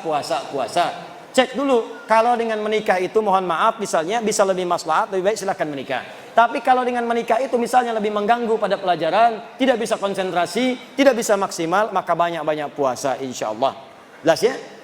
Kalaupun sedang belajar tiba-tiba wafat misalnya, maka itu dihitung sebagai syahid, di akhirat diberikan minimal 70 bidadari. Masya Allah. Ya. Kalau syahid. Kalau tidak ya tawakal saja ya. Saya sudah jawab 2, minimal sudah saya jawab, sehingga saya menepati janji saya. Yang lainnya kita jawab nanti lewat official insyaallah. Mari kita berdoa kepada Allah Subhanahu wa taala. Semoga doa kita diijabah oleh Allah Subhanahu wa taala, diampuni dosa-dosa kita, dan dijabah semua hajat kita. Ada 3 sunnah Nabi dalam berdoa dalam ta'lim. 1 cukup dengan hamdalah, 2 kifaratul majlis kalau ada hal yang dipersengketakan, dan ketiga berdoa Nabi, sahabat mengikuti. Saya ingin gabungkan ketiganya, mudah-mudahan fadilahnya dan keberkahannya disempurnakan oleh Allah Subhanahu wa taala. Alhamdulillahi rabbil alamin, arrahmanir rahim, maliki yaumiddin, iyyaka na'budu wa iyyaka nasta'in, ihdinas siratal mustaqim, siratal ladzina an'amta 'alaihim ghairil maghdubi 'alaihim waladdallin. Alhamdulillahi hamdan syakirin, hamdan na'imin, hamdan yuwafi ni'amahu wa yukafi'u mazidah. Ya Rabbana lakal hamdu wa lakal syukru kama yanbaghi li jalali wajhikal karim wa li 'azimi sultanik. Allahumma salli wa sallim wa barik ala rasulikal karim nabiyyikal amin sayyidina Muhammadin wa ala alihi wa sahbihi ajma'in. Rabbana la tada' lana fi maqamina hadha fi kulli maqamin dhanban illa ghafartah. Ya Allah, kami mohon jika ada satu orang hamba pun yang datang ke ta'lim pengajian di malam hari ini datang dengan lumuran dosa, jangan biarkan dia meninggalkan majlis ta'lim ini kecuali Engkau telah ampuni segala dosa-dosanya. Allahumma wala hamman illa farajtah. Jika di tempat ini ada yang pernah gelisah hatinya, jangan biarkan dia meninggalkan majlis ilmu ini kecuali Engkau telah tenangkan keadaan jiwanya. Allahumma wala maridan illa syafaitah. Jika ada di antara kami atau keluarga kami, kerabat kami tengah Engkau uji dengan penyakit seberat apapun, maka mohon dengan keikhlasan amalnya angkat dan sembuhkan segala jenis penyakitnya. Allahumma wala dainan illa qadaitah. Ya Allah, jika ada di antara kami yang terlilit utang piutang dalam hidupnya, maka mohon berikan keluasan rezeki kepadanya untuk melunasi utang-utangnya. Allahumma ya arhamar rahimin, taqabbal minna ya Allah, taqabbal minna jami'a amalina, salawatina, qiyamana wa ruku'ana wa sujudana, wa tammim taqsirana ya Allah ya rabbal alamin. 'Allimna ma yanfa'una, Allahumma 'allimna ma yanfa'una wa waffiqna ya Allah, wa waffiqna bi an na'mala ma ta'allamna. Ya Allah, ajarkan kepada kami ilmu yang bermanfaat dan berikan bimbingan kepada kami untuk mengamalkan apa yang telah kami pelajari. Allahumma idza kana hadhihi al-lailah min baqiyati ayyamina faj'al baqiyata ayyamina ya Allah hayatan thayyibah. Ya Allah, jika memang malam hari ini adalah malam awal permulaan kehidupan kami ya Allah, supaya lebih baik dari sebelumnya, maka bimbing hari-hari kami sebelum kami wafat menjadi lebih baik daripada sebelumnya. Allahumma ja'alna min ahli al-Qur'an. Ya Allah, jadikan kami termasuk jadi ahli Al-Qur'an. Waj'alil Qur'ana sahiban lana fid dunya wa syafi'an lana fil akhirah. Jadikan Al-Qur'an teman kami di dunia, pemberi syafaat bagi kami di akhirat ya rabbal alamin. Nawwir ya Allah quburana bi nuril Qur'an, dan mohon berikan cahaya di alam kubur kami dengan cahaya Al-Qur'an. Ya Allah, idza kana hadhihi al-laila min akhir ayyamina faj'al ya Allah akhir ayyamina husnal khatimah. Ya Allah, jikapun malam ini malam terakhir kami hidup, mohon jadikan malam ini sebagai husnul khatimah. Tawaffana muslimin biqauli la ilaha illallah Muhammadur Rasulullah. Ya Allah, wafatkan kami dengan mampu mengucapkan kalimat la ilaha illallah Muhammadur Rasulullah. Wa ajib kalimatan min qaulika ya ayyatuhan nafsul mutmainnah irji'i ila rabbika radiyatan mardiyah fadkhuli fi ibadi wa dkhuli jannati. Ya Allah, mohon jawab kalimat kami di akhir hidup kami, di sakarat maut kami ya Allah, dengan kalimat-Mu ya ayyatuhan nafsul mutmainnah. Hei jiwa-jiwa yang tenang, irji'i ila rabbika radiyatan mardiyah. Cepat pulang kepada Rabbmu, aku ridha dengan amalmu, engkau pun akan ridha dengan pemberianku. Wadkhuli fi ibadi wadkhuli jannati. Masuk ke dalam golongan hambaku, aku siapkan surga untukmu. Allahumma ya arhamar rahimin, tubna ilaika ya Allah. Ya Allah, kami tobat di malam hari ini. Kami tobat ya Rabb. Jauhkan kami dari maksiat. Jangan Engkau wafatkan kami dalam keadaan sedang bermaksiat ya rabbal alamin. Allahumma tawaffana ya Allah wa nahnu taibun. Wafatkan kami sedangkan kami orang-orang yang tobat. Ampuni dosa-dosa kami ya Allah. Allah hafal ulama'ana. Jaga para ulama kami ya rabbal alamin. Waj'alhum mukhlasin fi da'wati. Jadikan mereka orang-orang ikhlas dalam beramal. Waj'al umara'ana udala, dan jadikan para pemimpin kami orang-orang yang adil dalam kehidupan mereka ya arhamar rahimin.